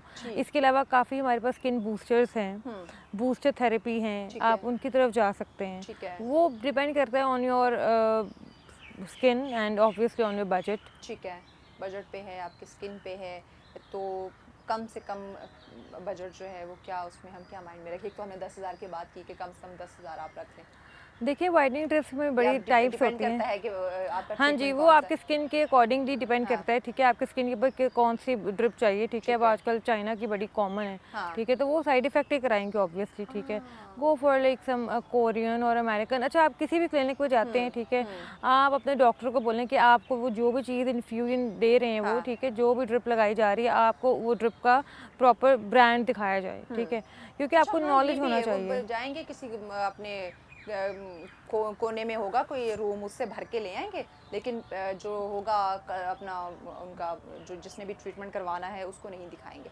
ये एक बहुत जो है ना, आई थिंक आपको खुद अपने डॉक्टर को कहना चाहिए कि हमें, वो देखे, पेशेंट को चाहिए कि वो डॉक्टर को कहे कि मुझे दिखाओ, ठीक है, ये अवेयरनेस होगी तो। हाँ जी, अगर आप कोई भी ट्रीटमेंट ले रहे हैं, आप अपने डॉक्टर को बोल लें कि आपको वो दिखाए कि आपके ऊपर क्या कौन सा ब्रांड इस्तेमाल हो रहा है, क्या आपको कोरियन बता के कोरियन इस्तेमाल किया जा रहा है जो आपको रिजल्ट्स नहीं आ रहे, क्या वजह है, क्योंकि हमारे पास बहुत लोग आते हैं कि अभी हमने कोरियन या अमेरिकन ड्रिप लिए, कोई फ़र्क नहीं पड़ा। डू यू नो कि आपने कोरियन ली है या अमेरिकन ली है? या आपको वही बात, हाथी के दांत खाने गए और दिखाने गए, आपको दिखाया कुछ गया, लगाया कुछ गया। एग्जैक्टली। अच्छा, यहाँ पे इंजेक्शन की आपने बात की, ड्रिप्स की बात की, अब ये भी ऐसा प्रोसीजर है जो मुझे लगता है कि सिर्फ और सिर्फ स्किन स्पेशलिस्ट से करवाना चाहिए। बिल्कुल, एग्जैक्टली, डेफिनेटली। इसका जहाँ तक मैंने पढ़ा और सुना है कि इससे पहले आपके कुछ टेस्ट करवाए जाते हैं, उसके बाद आपको ये ड्रिप या ये जो वाइटनिंग इंजेक्शन की हम बात कर रहे हैं वो आपको लगता है ये होता है इम्यूनिटी के लिए, आपकी इम्यूनिटी बूस्ट करता है, लेकिन इससे पहले इसके कुछ प्रोसीजर्स होते हैं जो फॉलो करने पड़ते हैं। लेकिन ये ट्रीटमेंट मैंने देखा है कि आम जो सैलून्स हैं वो भी कर रहे हैं। देखिए, सैलून में ये ट्रीटमेंट, क्योंकि it's not obviously recommended by health commission, ठीक है, ये डॉक्टर कर सकते हैं। की अगर आपके पास डिग्री नहीं है बिल्कुल, तो ये इलीगल है। हाँ जी, और इसमें क्योंकि पेशेंट को काफ़ी हद तक ऑब्वियसली पेशेंट को पता होना चाहिए कि अगर वो इतनी इस तरह का ट्रीटमेंट ले रहे हैं तो ऑब्वियसली यार आप डॉक्टर के पास जाके अपना वो प्रॉपर हिस्ट्री दो, ठीक है, हाँ बिल्कुल, डॉक्टर के पास जाके ट्रीटमेंट ले लो, मतलब आप एक ही दफ़ा या तो आप अच्छी चीज़ ले लें या आप ना लें, ठीक है, but don't go for the cheaper one कि आपकी जो स्किन है उसका डाइट अच्छी कर लें। बिल्कुल, आप जहां आपने एक हफ्ते में या 10 दिन में या एक महीने में गोरा होना है वहां आपको 3 महीने लग जाएंगे। बिल्कुल, लेकिन एटलीस्ट वो जो उससे होने वाले साइड इफेक्ट्स हैं उससे आप बच जाएंगे। एग्जैक्टली। ठीक हो गया, तो इससे भी हमें अवॉइड करना चाहिए। ओवरऑल अगर हम चीज़ों को देखें, बच्चों की स्किन इसमें को देखें तो बहुत ज़्यादा ड्राई सी हो रही है या रैशेस से हो रहे हैं, इसके लिए क्या यूज़ करना चाहिए? बच्चों के ऊपर तो आप कोई भी अच्छा सा बेबी लोशन इस्तेमाल हम्म, करें, ठीक है, जो कि क्योंकि बच्चों की स्किन बहुत सेंसिटिव होती है, ठीक है। ठीक है, तो बेबी लोशन इस्तेमाल करें। और जो फेस वॉश है वो आप प्रॉपर इंग्रेडिएंट्स को देखें, ठीक है, ठीक है। वो फेस वॉश ना हो जिसमें सैलिसिलिक एसिड हो और बच्चों को हाँ। इस्तेमाल करा रहे हैं आप। ओ, अब वो बेबी स्किन है उनकी। बिल्कुल, तो बेबी स्किन के लिए बेबी फेस वॉश होते हम्म। हैं, ठीक है, और बेबी लोशंस ही होते हैं जो आपने इस्तेमाल करने हैं। ठीक। अच्छा, बिल्कुल। किसी भी एज के लिए, किसी भी टाइप ऑफ स्किन के लिए नाइट क्रीम अच्छी सी जो है वो ज़रूरी है? एग्जैक्टली आपकी एजिंग को कंट्रोल करेगी हम्म। नाइट क्रीम, रिजुविनेशन कराएगी और ठीक आपकी है। स्किन को ग्लो कराएगी। मॉइस्चराइज रखेगी। बिल्कुल। ठीक हो गए, नींद अच्छी, लेकिन अच्छी नाइट क्रीम, अच्छी ना टाइट। कि वो फार्मूला वाली, हम उनकी उसकी बात नहीं कर रहे। हाँ जी, हम जो बिल्कुल। मार्केट की ये भरमार फार्मूला क्रीम्स हैं, हम उनकी बात नहीं कर रहे। अच्छा, यहाँ पे अवेयरनेस की अगर मैं बात करूँ, जहाँ हम डॉक्टर्स की बात करते हैं कि डॉक्टर की जिम्मेदारी है कि वो जो पेशेंट है, जो क्लाइंट है, उसको प्रॉपर ट्रीट करे, गाइड करे, अवेयर करे। हुँ। वहीं पे अगर मैं बात करूँ हमारी मीडिया की, क्योंकि इसमें बहुत ज़्यादा एड्स चल रहे होते हैं, एडवर्टाइजमेंट चल रहे होते हैं, तो लोग इसको देख के फॉलो करना शुरू कर देते हैं। यहाँ हुँ। पे उन कंपनीज की अगर बात की जाए तो उन पे क्या जिम्मेदारी आयद होती है कि आया झूठ कम बेचना चाहिए, राइट? एग्जैक्टली हाँ। लेकिन ये कि देखें अगर हम देखें कि कुछ अच्छी एड्स भी चल रही होती हैं, हम्म। कुछ अच्छे ब्रांड्स भी होते हैं, ये हम्म। नहीं कि मार्केट में सारे ब्रांड्स आर फ्रॉड, ठीक है। हम्म। जो फ्रॉड ब्रांड्स होते हैं वो हर एक को पता होता है भाई अगर एक चीज़ 250 की और एक 2000 की है ना तो उनमें बहुत फ़र्क है। रिजल्ट डिफरेंस एग्जैक्टली तो होगा। लोगों को अपनी साइकी को चेंज करना चाहिए हम्म। सबसे पहले कि भाई अगर एक चीज़ महंगी और एक चीप है तो कुछ तो फ़र्क है ना। ठीक है। तो ये कि again it depends on you, ठीक है, आपके अपनी साइकी पे डिपेंड करता है कि आप जो है खुद किस तरफ जाना चाह रहे हैं, ठीक, ये ठीक है। अपनी अकल का जो है वो हमें इस्तेमाल बिल्कुल। करना है। पैगाम क्या देंगे आप नाज़रीन को, और स्पेशली उन ख़वातीन को जो आस पड़ोस की बात सुनती हैं और उनके फार्मूले को अप्लाई करने की कोशिश करती हैं, या कोई भी प्रोडक्ट देखती हैं, किसी की भी एडवर्टाइजमेंट, क्योंकि सोशल मीडिया सबके पास है और आए दिन एड्स आ रहे होते हैं। मैं देख रही होती हूँ, आज कुछ 1 घंटे में और है तो दूसरे घंटे में कोई और आ जाएगा। हुँ। तो इस कदर ब्यूटी प्रोडक्ट के जो है वो एड्स आ रहे होते हैं। तो उन ख़वातीन को क्या पैगाम देंगी जो इन एड को देख के और अपने आप को जो है ना उसी एक्सपेरिमेंट में ढाल देती हैं? देखिए मेरा सबके लिए एक ही मैसेज है, ठीक है, कि क्योंकि बहुत ज़्यादा गर्मियाँ हैं तो हुँ। अपने स्किन को हाइड्रेट रखें, drink a hmm. Lot of water, अपनी डाइट का ध्यान रखें, सन ब्लॉक अप्लाई करना बिल्कुल भी मत भूलें और अगर आपकी स्किन का कोई भी इशू है तो प्रॉपर कंसल्ट करें डॉक्टर को, डर्माटोलॉजिस्ट को। हुँ। यहाँ वहाँ एक्सपेरिमेंट मत कराएं क्योंकि वो आपकी स्किन को डैमेज करेगा और अपनी स्किन का ख्याल रखें और यकीनन स्किन का ख़्याल रखना जो है वो बहुत ज़्यादा ज़रूरी है। बिल्कुल। बहुत शुक्रिया डॉक्टर साहब, वक़्त दिया आपने। यकीनन नाज़रीन, जब हम स्किन की बात करते हैं, खूबसूरती की बात करते हैं, ये सेंसिटिव इशू, और सेंसिटिव जो भी आपके स्किन हो उसके साथ आप एक्सपेरिमेंट मत करें, क्योंकि एक दफ़ा अगर आपकी स्किन डैमेज होगी, जो भी देखते हैं ना, हम बात करते हैं कि ये चीज़ रिपेयर तो नहीं है, ये चीज़ बिल्कुल न्यू है, तो उसके बेनिफिट होते हैं। लेकिन जब आप उस पर ट्रीटमेंट कर देते हैं, जब आप एक चीज़ को ओपन कर देते हैं, तो उसकी वो वैल्यू नहीं रहती, वो वर्थ नहीं रहती। तो स्किन भी ऐसी ही है, इसकी जितनी आप हिफाजत करेंगे, जितनी आप केयर करेंगे डाइट के हवाले से और किसी अच्छे प्रोडक्ट के हवाले से, तो ये यकीनन आपको इसका जो रिज़ल्ट हैं, जो फ़वाइद हैं, वो लॉन्ग टर्म रहेंगे। आप जल्दी बूढ़े नहीं होंगे और सबसे अच्छी बात, आप खुश रहना सीखिए। आप जितना खुश रहेंगे ना इंटरनली, उसकी खूबसूरती आपके फेस पे ज़ाहिर होगी। तो ये अपने इखलाक अच्छे करें, खूबसूरत आप खुद ब खुद होते चले जाएंगे। हम एक शॉर्ट सी ब्रेक ले रहे हैं, ब्रेक के बाद अगला टॉपिक बहुत अहम है, वो आपको बताएंगे, लेकिन इस ब्रेक के बाद हमारे साथ रहिए। वेलकम बैक नाज़रीन, आप देख रहे हैं सच सवेरा। आज का हमारा दूसरा टॉपिक इंतहाई अहम, जिस पे हम डिस्कशन करने जा रहे हैं। आप हमेशा देखते होंगे, सुनते होंगे कि हमारे प्रोग्राम में यूथ का बहुत तज़किरा आपको मिलता है। यकीनन जब हम बात करते हैं 65% से ज़्यादा हमारी यूथ है, तो उसको उसका मुस्तकबिल को बेहतर बनाना, जो भी उसका विजन है, यकीनन उसके टारगेट को अचीव करने में उसकी हेल्प करना, ये मेरी आपकी हम सब की ज़िम्मेदारी। लेकिन जहाँ हम देखते हैं कि हमारा पढ़ा लिखा तबका, नौजवान, आला डिग्री उसके पास है, हुनरमंद हमारा तबका है, लेकिन इसके बावजूद तरक्की की बात करते हैं तो वो तरक्की की राहों में वो पीछे है, वो मायूस दिखाई देता है, बेरोज़गार दिखाई देता है, उसके पास जॉब अपॉर्चुनिटीज़ नहीं है, रोज़गार के मौके उसको जो है वो नहीं फ़राहम किए जा रहे। तो इसके पीछे या इसका ज़िम्मेदार किसको हम ठहरा सकते हैं, इस पे आज हम बात करेंगे कि आया वो यूथ जिसका हमें प्रोडक्टिव इस्तेमाल करना चाहिए, या जिसको हम जॉब अपॉर्चुनिटीज़ जिसके लिए क्रिएट करके हम उसका बेहतरीन इस्तेमाल करके ना सिर्फ उसको कामयाब कर सकते हैं बल्कि इस मुल्क को भी तरक्की की राह पे गामज़न किया जा सकता है, वही यूथ उस पर हम फोकस नहीं कर रहे, और वही यूथ फिर ब्रेन ड्रेन का एक सिलसिला इसमें हमें वो दिखाई देती है। और यकीनन ये लम्हा फ़िक्र है हमारे लिए कि आया इस ब्रेन ड्रेन को कैसे रोकें, कैसे अपनी यूथ के लिए जो पढ़ा लिखा तबका है उसके लिए रोज़गार के मौके उसे दिए जाएं, और उसे बाकियों के साथ मुकाबले में चलने की जो उसकी ख्वाहिश है या जो उसका हक भी है वो उसे देना, ये हमारी ज़िम्मेदारी। इस पर हम बात करेंगे और इस पर डिस्कशन के लिए मेहमान हमें ज्वाइन कर चुके हैं जी।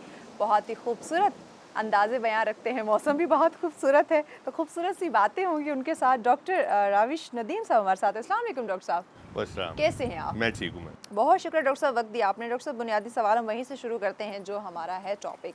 यूथ की हम बात करते हैं, हमेशा नौजवान तबके को सराहने की कोशिश, उन्हें उनके लिए जहाँ कहीं भी अपॉर्चुनिटीज़ हों उन्हें अवेयर करने की कोशिश की जाती है। तालीम के मामले में देखें तो माशाल्लाह आला तालीम याफ्ता डिग्री होल्डर हमारे नौजवान दिखाई देते हैं। स्किल्स की बात करें, मल्टी टैलेंटेड हुनरमंद हमारा तबका है। इसके बावजूद आप क्या समझते हैं, कौन से वजूहात हैं, क्या रीज़न्स हैं कि वो पीछे हैं?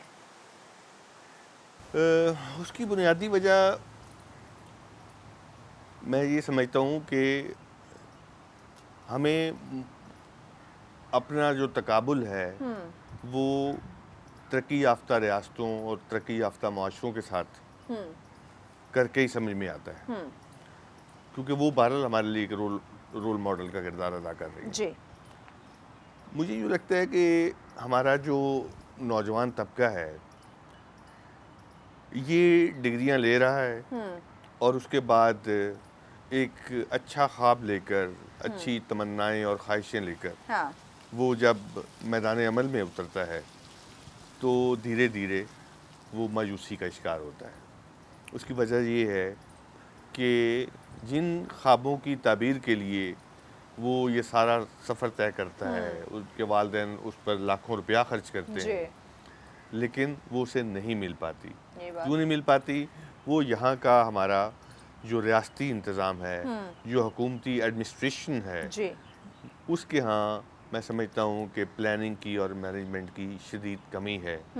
वो चीज़ों को फोर्स ही नहीं कर पा रहे और बसीरत की सतह पर दूर तक नहीं देख पा रहे कि पाकिस्तान के जो मुख्तलिफ तबकात हैं हमें उनको कैसे लेके चलना है और कैसे हमने उनको एडजस्ट करना है मुस्तकबिल की इंतज़ामात में, प्लानिंग में। यही प्रॉब्लम है मैं समझता हूँ। तो ये एक मुनासिब या बेहतर हिकमत अमली का ना होना, मैनेजमेंट का ना होना, क्या ये तमाम तर रीज़न्स हमारे जो नौजवान तबका या हमारी यूथ है उसको मायूस कर रही है, या कहीं उम्मीद की कोई किरण है? उम्मीद की किरण मुझे फ़िलहाल कोई नज़र नहीं आ रही। ये ठीक है, ये जुमला नहीं बोलना चाहिए और मीडिया पे बैठ के मायूस नहीं होना चाहिए, नहीं होना चाहिए। हाँ। लेकिन हमारा जो नौजवान है वो सोशल मीडिया के ज़रिए से, इलेक्ट्रॉनिक मीडिया के ज़रिए से या प्रिंट मीडिया के ज़रिए से वो बहुत अवेयर है, और इस वक्त पूरी दुनिया में पाकिस्तान की इकॉनमी एक मौजूद बहस बनी हुई है। ऐसे ही हम पिछले कम से कम भी 5-6 साल से जो है बैंकरप्ट होने की पोजीशन में रहे हैं। ऐलान नहीं किया अलग बात है, लेकिन इकॉनमी की जो सूरत हाल है वो बताती है कि हम महज सोमालिया जैसे अफ्रीकी मुल्क से महज चंद दर्जे ऊपर हैं। वजह उसकी क्या है? उनके बराबर आने में भी ज़्यादा वक्त नहीं लगेगा, ज़्यादा क्योंकि उनमें और हम में जो फ़र्क है वो बुनियादी तौर पर सिर्फ ये है कि हम किसी न किसी हद तक हमारे यहाँ जो लॉ एंड ऑर्डर है वो काफ़ी हद तक उनके मुकाबले में कंट्रोल है। लेकिन महज आज से 4 साल पहले की, आज से 10 साल पहले की आप सिचुएशन देख लें लॉ एंड ऑर्डर की, चाहे वो आप देख लीजिए पख्तूनख्वा का इलाका देख लें, आप बलूचिस्तान देख लीजिए, आप पंजाब और कराची की सूरत हाल देख लीजिए, हत्ता कि ये जो हमारा शहर है इस्लामाबाद, जहाँ हम बैठे ये बात कर रहे हैं, वहाँ पर भी जो क्राइम रेट है, जो स्ट्रीट रेट है, जो स्नैचिंग की सूरत हाल है वो किस तरीके से बदल रही है और उसका डाटा किस तरीके से हमें हैरान कर रहा है। ये बहुत ऐसी सूरत हाल है कि जिसमें मैं समझता हूँ कि जब तक हमारी हुकूमतें डेवलप्ड कंट्री की तरह चीज़ों को इस अंदाज में प्लान नहीं करती और मैनेज नहीं करती कि हमारी यूथ कितनी है, ठीक है, उसकी टोटल आबादी की परसेंटेज कितनी है, ठीक है, और उनमें से कितनी है जो ज़राअत से वाबस्ता है, कितनी कारोबार से वाबस्ता है, ठीक है। कितनी जो है वो जॉब के लिए निकली ठीक हुई है, है। यानी किस फील्ड में कितने लोगों की कितने हमें ज़रूरत लोग है, चाहिए। रिक्वायरमेंट। उसके मुताबिक हम वो स्टूडेंट प्रोड्यूस करें और उनकी सलाहियतों के मुताबिक उनको हुनर सिखाएं। हज़ारों की, लाखों की तादाद में ग्रेजुएट हो रहे हैं, लेकिन आगे देखिए बेरोज़गार, क्योंकि देखिए हमारे यहाँ इंडस्ट्री की सूरत हाल देख लीजिए। हमारी इंडस्ट्री श्रीलंका शिफ्ट हो रही है, दुबई शिफ्ट हो रही है, बांग्लादेश शिफ्ट हो रही है। एनर्जी क्राइसिस अपनी जगह पर मौजूद है जिससे हमारी इंडस्ट्री चल रही है।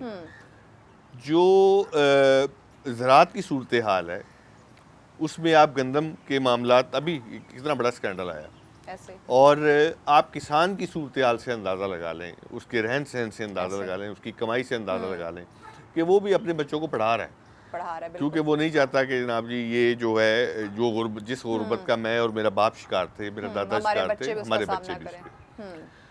फिर रह गई अब बात ट्रेड की, दुकानों की। अब छोटा मोटा कारोबार देख लें, वो भी अब पैसा चाहता है। ज़रूरत बन गई ना जो हालात हैं आपके मुल्क के। लेकिन इसके ऊपर एक और प्रिवेलिंग सूरत हाल है। प्रिवेलिंग सूरत हाल क्या है?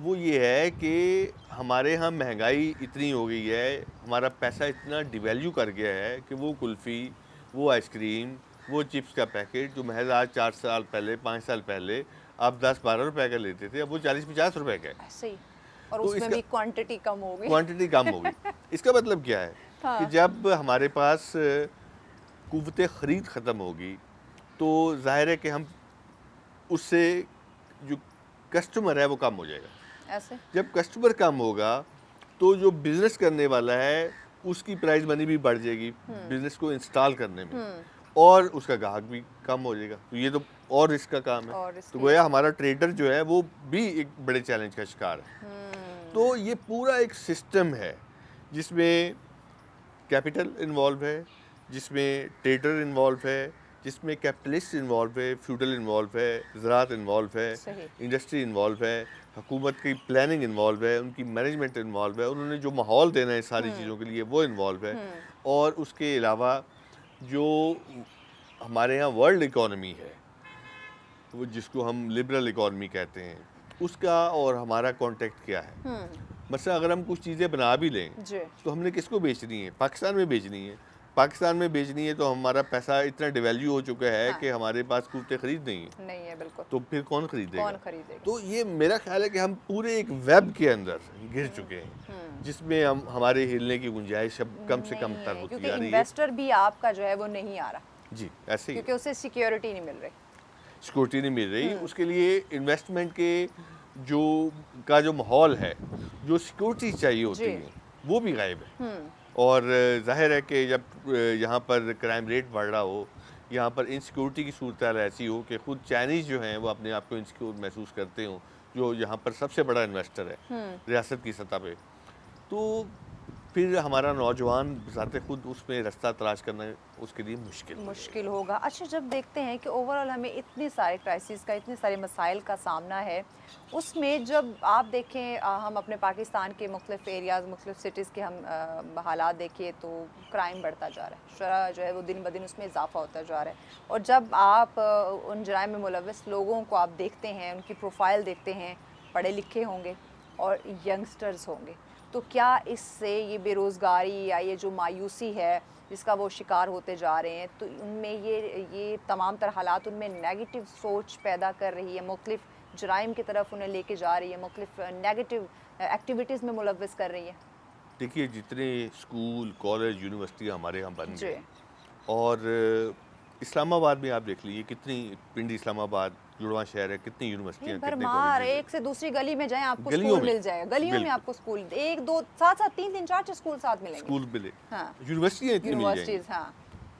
और यहाँ पर गिलगित बल्तिस्तान का स्टूडेंट है, वज़ीरिस्तान का स्टूडेंट है, यहाँ पर सराइकी स्टूडेंट है, यहाँ पर बलोच और सिंधी स्टूडेंट भी आपको मिल जाएगा। यानी हर सूबे का, हर वो यहाँ आया हुआ है, क्योंकि उसके लिए इस्लामाबाद न्यूयॉर्क है, तो यहाँ बैठ के वो तमाम वो लेना चाह रहे हैं। लेकिन प्रॉब्लम ये है कि जब वो इतनी बड़ी इन्वेस्टमेंट जी। लेता है अपने वालिदैन से जी और 18-20 साल वो तालीम हासिल करता है, डिग्री लेता है, तो वो जी। इसी उम्मीद पे होता है कि जब वो निकलेगा तो वो उसको रोज़गार मिल जाएगा, कहीं नौकरी मिल जाएगी, वो अपने वालिदैन के यानी लिए कुछ पॉजिटिव थॉट्स के साथ निकलता है कि अच्छी डिग्री होगी तो अच्छा रोजगार भी मिल जाएगा। ये ना लामहला, क्योंकि यंग है ना, अभी वो चीज़ों को उस तरह सुहाने से सपने हैं। हाँ, और वो अभी उसके तजर्बे में वो चीज़ें आई नहीं नहीं है, हाँ। लेकिन फिर आहिस्ता आहिस्ता जब उसने अपने वालिदैन जो कि बूढ़े हो रहे हैं उनको देखना है, अपने छोटे बहन भाइयों को पढ़ाना है, अपनी बहनों को ब्याहना है, फिर अपनी शादी करनी है, फिर बच्चे हैं, जी, जब वो अपनी धीरे बैचलर धीरे लाइफ से निकलेगा, अब निकलेगा प्रैक्टिकल लाइफ में आएगा। तो वो धीरे धीरे जब उसका डिग्री जितनी पुरानी होती जाती है और उसकी बेरोजगारी बढ़ती जाती है, ओए होए। वहीं पर उसकी मायूसी भी बढ़ती है हाँ, और यही मायूसी जो फ्रस्ट्रेशन है का उसके लिए शिकार, अदम बर्दाश्त फिर पनपेगा। जी हाँ, जी हाँ, बिल्कुल ऐसे है। उसके अपने साइड इफेक्ट्स हैं जो बड़े खौफनाक है, जो हम भुगत रहे हैं इस सोसाइटी में। तो क्या हमारे स्कूल, हमारी इंडस्ट्री जो बची कुची है, ये इन्होंने बस एक बिजनेस बना लिया है कि आपस में कोऑर्डिनेशन नहीं है कि इंडस्ट्रीज जो है वो स्कूल, कॉलेज, यूनिवर्सिटी से राब्ते में रहे कि हर साल हमें इस फील्ड से इतने लोगों की ज़रूरत है, आप इस फील्ड से इतने लोग ग्रेजुएट करें। पता चलता है डॉक्टर की वैल्यू है, वर्थ है, स्कोप है, सारे डॉक्टर बनना शुरू कर देते हैं। वहाँ पता चलता है वकील की बड़ी वर्थ है, सारे वकला के पीछे लग जाते हैं डिग्री हासिल करने के लिए। तो हमें ये समझना चाहिए कि डिवाइड, अगर एक हज़ार बंदा निकल रहा है डॉक्टर या वकील या इंजीनियर और आगे जो नौकरी हैं वो सिर्फ 100 हैं, बाकी 900 क्या करेगा? इसके लिए ज़रूरी होता है कि फिर रियासतें जो हैं वो मल्टीनेशनल कंपनियों को, फॉरेन इन्वेस्टर को दावत देती कि वो आके हमारे यहाँ बिजनेस को बढ़ावा दे और वो रोज़गार के मौके पैदा करे। अब इन इन्वेस्टर्स को आपने जो है ना वो एतमाद में लेना है। वो एतमाद में लेना है, एक नया चैलेंज। उसको माहौल देना है वो वाला। हाँ। तो जब वो इन्वेस्टर जो है वो बलूचिस्तान की सूरत हाल देखता है, पख्तूनख्वा की सूरत हाल देखता है, बल्तिस्तान की सूरत हाल देखता है, यहाँ सेक्टेरियन वायलेंस देखता है या इनसिक्योरिटीज़ की और लेवल्स जब वो देखता है तो वो फिर अपने कैपिटल को कहीं भी इन्वेस्ट करने का रिस्क नहीं ले सकता। तो उसके लिए और बहुत सारे मुल्क हैं, वो वहाँ पर लगा देगा। तो नहीं, उसे क्या पड़ी है कि फिर वैसी जगह पे इन्वेस्ट करे जहाँ से पता उसका पैसा डूब जाएगा, पैसा डूब उसे जाएगा। कोई जो है तो मजीद ये उसको एक income और नहीं चैलेंज मिलेगी। है हमारे इस नौजवान के लिए भी, उसकी बेरोजगारी के लिए भी और हमारी रियासत के लिए भी। तो मेरा ख्याल है कि चीज़ें इतनी इंटरकनेक्टेड हैं इस वक्त हैं, बिल्कुल कि यानी आप यूँ कह लें कि हम महज रोज़गार के तौर पर डिस्कस नहीं कर सकते। ये जुड़ा हुआ है हुकूमतों के साथ, रियासती इंतज़ामात के साथ, इन्वेस्टर के साथ, हमारे समाजी और मुआशी माहौल के साथ, नौजवान की डिग्री के साथ। अब नौजवान अगर एमए इंग्लिश कर रहा है, एमए उर्दू कर रहा है, एमए इस्लामियत कर रहा है, एमए तारीख़ कर रहा है, तो ये जो ह्यूमैनिटीज़ या सोशल साइंसेस में कर रहा है तो उसके पास तो कोई चाराकार नहीं है। अब एमए उर्दू वाला जो है वो दुकान तो नहीं लगाएगा, उसे कहीं ना कहीं लिटरेचर पढ़ाना है, हिस्ट्री वाले को भी यही करना है ऐसे। अच्छा, अब उसके लिए वो जगह कहाँ पे है? उसके लिए फिर वो तालीमी इदारे हैं वो इन्वायरमेंट अच्छा, वो तालीमी इदारे अब दो तरह के हैं, या वो प्राइवेट सेक्टर में जाएगा या वो गवर्नमेंट में जाएगा। अब गवर्नमेंट जो है वो बजाते खुद इकोनॉमिकली क्राइसिस में है। प्राइवेट जो है तालीमी इदारे वो बिजनेस चाहते हैं, वो चाहते हैं कि अच्छा उनको ये फ़ायदा हो जाता है जब वो एक सीट निकालते हैं और 70 बंदा बाहर लाइन में खड़ा होता है तो वो मिनिमम वेजेस पे वो बंदा ले लेता है जो उनके काम का है, उनके खिलाफ शिकायत नहीं करेगा, वो उसके 10-10 घंटे थोड़ा उनसे कमज़ोर होगा लेकिन फ़ायदे में ज़्यादा होगा। मज़ीद डॉक्टर साहब इस पे बात करते हैं, नाज़रीन ब्रेक लेनी है, ब्रेक के बाद मज़ीद हम जानते हैं कि जहाँ हम तालीम की बात कर रहे हैं, हुनरमंद तबके की बात कर रहे हैं, वहीं पे जब बेरोज़गारी को देखते हैं तो वो अरूज पर है और ये बेरोज़गारी बहुत सारी नेगेटिविटी को जो है वो जन्म दे रही है। तो यकीनन उस पर बात ही नहीं बल्कि इसको रोकने की कोशिश करनी होगी। तो इस पर मज़ीद हम जानते हैं अपने मेहमान से, लेकिन इस ब्रेक के बाद साथ कम बैक। नाज़रीन आप देख रहे हैं सच सवेरा। आज का हमारा दूसरा टॉपिक है हमारी तालीम, एजुकेशन, और साथ हम बात करें हमारे नौजवानों की। नौजवान तबका जब हम देखते हैं पढ़ा लिखा है, डिग्री उनके पास है, आला तालीम याफ्ता है, हुनर की बात करें तो हुनरमंद तबका है, मल्टी टैलेंटेड है, लेकिन इसके बावजूद वो तरक्की की राह पे गामज़न नहीं है, वो पीछे है, वो मायूस है, बेरोज़गार है। बहुत सारी वजूहत हो सकती हैं, उन्हीं पे हम डिस्कशन करें और जानने की हम कोशिश करें। डॉक्टर साहब मुझे बताइएगा, एक वो तबका जो पढ़ा लिखा है लेकिन उसे नौकरी नहीं मिल रही, वो अपनी एफर्ट में लगा हुआ है, बार बार अगर ट्राई ट्राई ट्राई अगेन है, लेकिन उसे उसकी लक साथ नहीं दे रही, या कोई भी इशू हो सकता है। वहीं पे हम दूसरे तबके की बात करना चाहेंगे, उन नौजवानों की बात करना चाहेंगे, जैसे हमने कहा ना कि वो डिग्री लेके सुहाने ख्वाब सजाए होते हैं कि मैं डिग्री लेके जैसे यूनिवर्सिटी से फ्री होऊंगा तो एक अच्छी नौकरी मेरे सामने होगी। वैसा तबका जो चाहता है कि आमों का सीज़न है, तो आम की एग्जांपल ले लेते हैं कि पके पकाए जो आम है वो उनकी गोद में आके गिर जाएं, उन्हें एफर्ट ना करनी पड़े, नौकरी खुद चल के उनके घर आ जाए कि मैं आ गई हूँ, चलें बॉस आपकी सीट जो है वो सीईओ की तैयार है। तो ऐसे लोगों के लिए आप क्या कहेंगे? क्योंकि कोई भी काम हो, कोई भी फील्ड हो, इवन हम घर खवातीन कुकिंग की हम बात करें, वो भी एफर्ट मांगती, वो भी मेहनत। आपने अपना बिस्तर छोड़ना है तो आपकी जो खाना है, आपकी हांडी पकेगी, रोटी पकेगी, वैसे वो भी नहीं पक सकती। तो एफर्ट बड़ी ज़रूरी है। तो इस तबके के लिए, इस नौजवानों के लिए क्या कहेंगे जो पके पकाए आम खाना चाहते हैं? देखिए, जो रोज़गार के मौके हैं ना, वो पाकिस्तान के चंद शहरों में हैं। ये जो बड़े शहर हैं, हाँ। कितने, ये 5 हैं, 6 हैं, 7 है बस। ऐसे ही है। ये 5, 6, 7 शहर, इसलिए जो आप देखिएगा कि आबादी का जो ट्रांसफ़र हो रहा है, देही इलाकों से लोग शहरी मराकज़ जी। में मुंतकिल हो रहे हैं। फिर नौजवान जब पढ़ने के लिए यहाँ आता हाँ। है, वो इतना टाइम गुजारता है, यहाँ जी। के माहौल का आदी हो जी। जाता है, और फिर उसको उम्मीदें भी इसी शहर से हैं।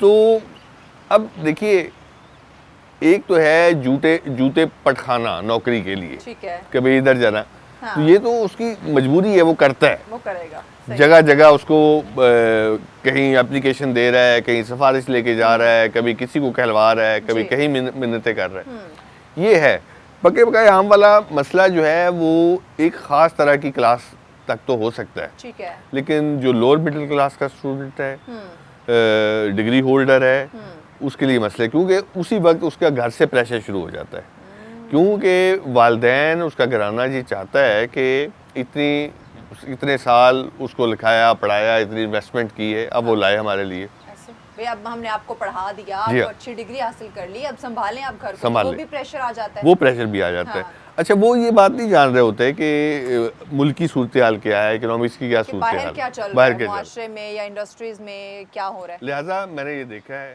कि एक तो लोग MBA करके अगर पुलिस की जॉब आई है तो वो पुलिस में अप्लाई चले कर गए। देंगे। अप्लाई कर देते हैं, ठीक है। फिर हाँ। अगर किसी माल के अंदर छोटा मोटा काम है, हाँ। तो किया उसने, MA तारीख है, वो वहाँ खड़ा हुआ, चला जाए, क्या करे, मजबूर हो गया। मजबूर हो गया है। फिर हमने ये भी देखा है कि बहुत सारे लोग ऐसे हैं जी। जो अब PhD की हुई है, लेकिन वो स्कूल में 5वीं क्लास को पढ़ा रहे हैं, 4थी क्लास को पढ़ा रहे हैं। तो ये जो सूरत हाल है, ये बताती है कि रोजगार के मौके नहीं है, तो उसे जहाँ चांस मिल रहा है वो करने पर मजबूर अपने है, आप को एडजस्ट करने की कोशिश कर रहा है। है। हाँ। अब देखिए कि इसमें उसकी नफसियाती सूरत हाल को जानिए कि इतनी बड़ी डिग्री के साथ इतने अनमैच्ड जॉब में वो जाता है, कैसे? तो जो स्किल फिर- उसमें है ही नहीं है, है ही नहीं, वो करने पे मजबूर हो रहा है। और वो कितने कराची से गुजरता होगा, कोर्स नफसियाती यानी तौर मेंटली पे। तौर पे वो अलग टॉर्चर हो Yes. रहा है, फैमिली से वो अलग हो रहा है। यस। और फिर ये है कि यही वो उसकी शादी की एज भी होती है, क्योंकि हमारे यहाँ ख़वातीन की बड़ी तादाद जो है वो तालीम में आ गई, ऐसे। और इन हमारे इर्द गिर्द के इलाकों से आके बच्चियां जो हैं वो यूनिवर्सिटियों में MPhil कर रही जी। हैं, PhD कर रही हैं। फिर जब वो MPhil PhD तक पहुंचती हैं, या वो BS के आखिरी जी। सालों तक पहुंचती हैं, तो ये उनकी प्राइम एज होती है जिसमें उनको शादी कर लेनी चाहिए हमारे माशरती माहौल के अंदर रहते ऐसे। हुए। लेकिन जब वो डिग्री लेती हैं और उनको जॉब नहीं मिल रही होती, यहाँ पर एक और बड़ा क्राइसिस सामने आता है कि वो खातून जो है, चूँकि उसकी उम्र निकली जा रही है, और लिहाजा वो खुद MPhil है, और उसको जो रिश्ता आया हुआ है वो मैट्रिक पास कज़न का है, और वो वहाँ पे भी देहात से है, मिसमैच हो गया। वहाँ पर भी मिसमैच है। हाँ। तो मैं तो ये समझता हूँ कि ये इतनी खौफनाक सूरत हाल है जिसकी तरफ हमारा मीडिया भी ध्यान नहीं दे रहा, हमारा जो दानिश्वर है वो ध्यान नहीं दे रहा, कि हमारे जो नौजवान हैं वो कितने अजाब से गुजर रहे हैं, उनके नहीं, उनको एक अंदाज़ा नहीं। तकलीफ में है, अब उस तकलीफ को समझने की ज़रूरत है। यहाँ पे आपने जो है वो बात की, दर्द की, तकलीफ की, और कि खामोश। अच्छा, एक तरफ हम ये जो मिसमैच है इस पे वाकई बात या बहुत कम हो रही है या बिल्कुल नहीं हो रही कि आया सोसाइटी में ये डिग्री किसी और चीज़ की है, काम कोई और करने पे मजबूर है, तो ये जो मिसमैच है इस पे यकीनन बात होनी चाहिए। एक और चीज़ इसमें कि जब आप एक फील्ड में आप क्वालिफाई ही नहीं है, आपको वो यकीनन काम आप वो 110% के साथ आप वो नहीं कर सकते। अब इस चीज़ पे बात करना हमारे मीडिया का, हमारे जो पॉलिसी मेकर्स हैं उनकी ज़िम्मेदारी है। लेकिन बेरोज़गारी पे हम बात करते हैं, हम लिख रहे हैं, हम प्रोग्राम कर रहे हैं, लेकिन जब प्रैक्टिकल बात आती है या अमल की बात आती है या रिज़ल्ट की बात आती है, वो कहीं भी हमें दिखाई देते, वो उसमें ज़ीरो। देखिए, ये हमारे जो आला तरीन इदारे हैं, मुझे यूँ लगता है जैसे ये खुद क्राइसिस का शिकार हो गए हैं। उसके अंदर दो मेन क्राइसिस हैं। हाँ। नंबर एक तो ये हुआ कि हमारा समाजी डेक्लाइन जो है उसने कुछ सिचुएशन को ऐसा बना दिया है कि वहाँ पर मिसमैच बैठा हुआ है ओह और जो काबिल आला तरीन जी, आला सलाहियत का बंदा था वो बाहर शिफ्ट हो चुका है। यस, वो पाकिस्तान जो ब्रेन ड्रेन की हम Yes. बात कर रहे हैं ना। पाकिस्तान मेरा ख्याल इस वक्त तीसरे दर्जे की क़यादत, लीडरशिप हाँ, और मैनेजमेंट के हाथ में है। होए होए होए। अब तीसरे दर्जे की जब क़यादत होगी तो वो ज़ाहिर है चीज़ों को दूर तक देख नहीं सकती। फिर उसके ऊपर जो यहाँ पर सोशल प्रेशर बन गया है, क्लास का प्रेशर बन गया है, उसमें फिर उसने अपने बच्चे संभालने, अपना घर संभालना है। लिहाजा ऊपर करप्शन की जो सूरत हाल है उसको भी आप ज़हन में रखिए। ऐसे वो फिर दूर तक एक कौमी जज्बे के साथ, अवाम दोस्त जज्बे के साथ चीज़ों को देख नहीं पाएगा। उसमें अब इतनी सलाहियत नहीं रही। सलाहियत ही नहीं है ऐसे। लिहाजा आप देख लीजिए कि हर चीज़ को छोड़ दिया गया खुलेआम खुलेआम, और जो जिसने जिधर टकरे मारनी है मारे। मारने। यस, आप हुकूमती जो पॉलिसियाँ बन रही हैं, हाँ, रियासती इदारे जो कुछ हमारे जी। सामने ला रहे हैं, आप उनका एनालिसिस कर लीजिए। आपको कतई तौर पर उसमें हमदर्दी, उसके अंदर मुस्तकबिल को समझकर जो हिकमत अमली बननी चाहिए वो वो गायब। नहीं बन रही। तो मेरा ख्याल है कि अगर कुछ साल ये सिचुएशन और रही मजीद और बेरोज़गार नौजवानों का जो बल्क हर 6 महीने साल के बाद जो निकल रहा है डिग्रियां ले लेकर, वो किसी ऐसी सिचुएशन से हमें दो चार ना कर दे जिसमें चीज़ों का संभालना ही फिर नामुमकिन हो जाए। नामुमकिन हो जाए। यानी अभी कहीं ना कहीं हम कह सकते हैं कि सिचुएशन अंडर कंट्रोल है, अभी हम संभाल सकते हैं, संभाल सकते हैं। बिल्कुल संभाल सकते हैं और इसके लिए मैं समझता हूँ कि बड़े इकदाम लेने की ज़रूरत है, जिसमें हमारी जो मुक्तदरा है जी, उस मुक्तदरा में ज़ाहिर है कि हमारी पार्लियामेंट हाँ। शामिल है, उसमें हमारा बहुत सारा आस्करी रोल शामिल है, उसमें बहुत सारा हमारा जो जी। कैपिटलिस्ट हमारा बैठा हुआ है वो शामिल है, इंतज़ामिया का एक ख़ास तबका शामिल है। इन तीनों को बैठ के एक ग्रैंड डायलॉग में जाना पड़ेगा और बड़े बड़े हमें स्टेप्स लेने पड़ेंगे। मैं एक बात आप शेयर कर लूँ जरूर। कि हम पिछले कई सालों से बहुत शिद्दत के साथ IMF के साथ उलझे हुए हैं कि हमें वो जो है 21,000 अरब डॉलर जो है वो हमें दे दें, हाँ, जिससे हमारा काम चल जाए, गुजारा हो जाए। गुजारा हो जाए और हम इस क्राइसिस से किसी न किसी सतह पे निकल जाएं। लेकिन हम वो बड़ा स्टेप उठाने को तैयार नहीं है जिसके तहत हम 4,500 अरब डॉलर पर सब्सिडी दे रहे हैं ब्यूरोक्रेट्स को, मीडिया को, फ्यूडल को, कैपिटलिस्ट को और इस तरह के जो ये ख़ास जो हमारा एक तरह का ग्रुप है। जी, अब हम एक ऐसी कश्ती में सवार हैं जिसके अंदर एक बड़ा शगाफ पड़ चुका है। हाय हाय। हम उस शगाफ को बंद नहीं करना नहीं चाह रहे करना और हम चाह रहे हैं कि हम बाल्टियाँ बाहर गिराते जाएं ओए होए। पानी की, तो लेकिन हम एक उस टाइम शगाफ आएगा को कि बंद वो ना बाल्टी गिराते गिराते हम थक जाएंगे थक और जाएंगे। फिर डूब सकते हैं। बिल्कुल ऐसे ही। हाँ। तो अब ज़रूरत इस बात की है कि हमारी जो एलीट क्लास है उसके ऊपर कुछ ऐसी सैंक्शंस लगे, जी, कुछ ऐसी पाबंदियां लगे कि ये जो ड्रेन है जी। हो रहा है इकोनॉमिक ड्रेन, जी, ये किसी न किसी दर्जे में कम हो, चले रोक ना भी पाए, जो कम हो। और वो जो हम आटे दाल के चक्कर में है अवाम, जो 24 करोड़ अवाम है जिनको अगर हम सिर्फ 5-6 चीज़ें जिसमें आटा है, दाल है, चावल है, घी है, ये 4-5 चीज़ें दे दें सब्सिडी पर, और वो सब्सिडी जो है ऑलमोस्ट 2000 अरब डॉलर बनती है सालाना। कहाँ हम 450 अरब डॉलर हम रोक नहीं पा रहे, लेकिन आवाम के ऊपर हम महज 2000 अरब डॉलर खर्च करने को तैयार नहीं है सालाना। तो इस तरह का जो ये भी मिसमैच है। यस, यानी हर जगह हम कहीं ना कहीं देखें तो मिसमैच जो है वो हो रहा है। अच्छा, हमें एक कोई और- उम्मीद नजर नहीं आ रही उम्मीद, चीज़ों लेकिन हम फिर भी कहते हैं उम्मीद पे दुनिया कायम है, कोशिश हमारी फिर भी जारी, उम्मीद है। अच्छा, एक और चीज़ हमने देखी यहाँ, जैसे हमने बात की कि कुछ हमारा एक ऐसा तबका है नौजवानों का जो चाहता है पके पकाए आम उनके गोद में आके गिर जाए और एक अच्छी नौकरी उन्हें जो है वो मिल जाए। ऐसा एक तबका जो सिफारिश लेकर आ जाता है रिश्वत की, आपने जिक्र किया, बिल्कुल ऐसा हो रहा है। तो आया ये वो लोग जो वाकई ही उस पोजीशन के लिए, उस जॉब के लिए वो काबिल थे, उस ही पोजीशन के वो हकदार थे, लेकिन हक तलफी हो रही है सिफारिश की शक्ल में, रिश्वत की शक्ल में, तो ये इस हक तलफी का हम अजाला कैसे करें, क्योंकि ये भी एक बहुत बड़ी सूरत में हमें होता दिखाई दे रहा जब मैंने अर्ज़ किया कि हमारे यहाँ जब तीसरे दर्जे का ज़ेन हमारे ऊपर है और उसके नतीजे में है जी। मुफादात का जो इंटरलिंक है, हाँ। उसने एक ख़ास तबके को का ग्रोह बना दिया है जो एक दूसरे को सपोर्ट कर रहा है। अब ये एलीटिज्म का जो क्लब जी। है हम बन गया है, हाँ। जिसके तमाम रियासती इदारों पर ग्रिप है, जिसके फैसला साजी पर ग्रिप है, जिसके पार्लियामेंटेरियंस के साथ गहरे ताल्लुकात है, और वो भी इसका हिस्सा है। तो ऐसे में फ्रस्ट्रेशन बढ़ेगी। हम वही मैं कह रहा हूँ कि हमें उस एलीट ग्रोह जो है जी।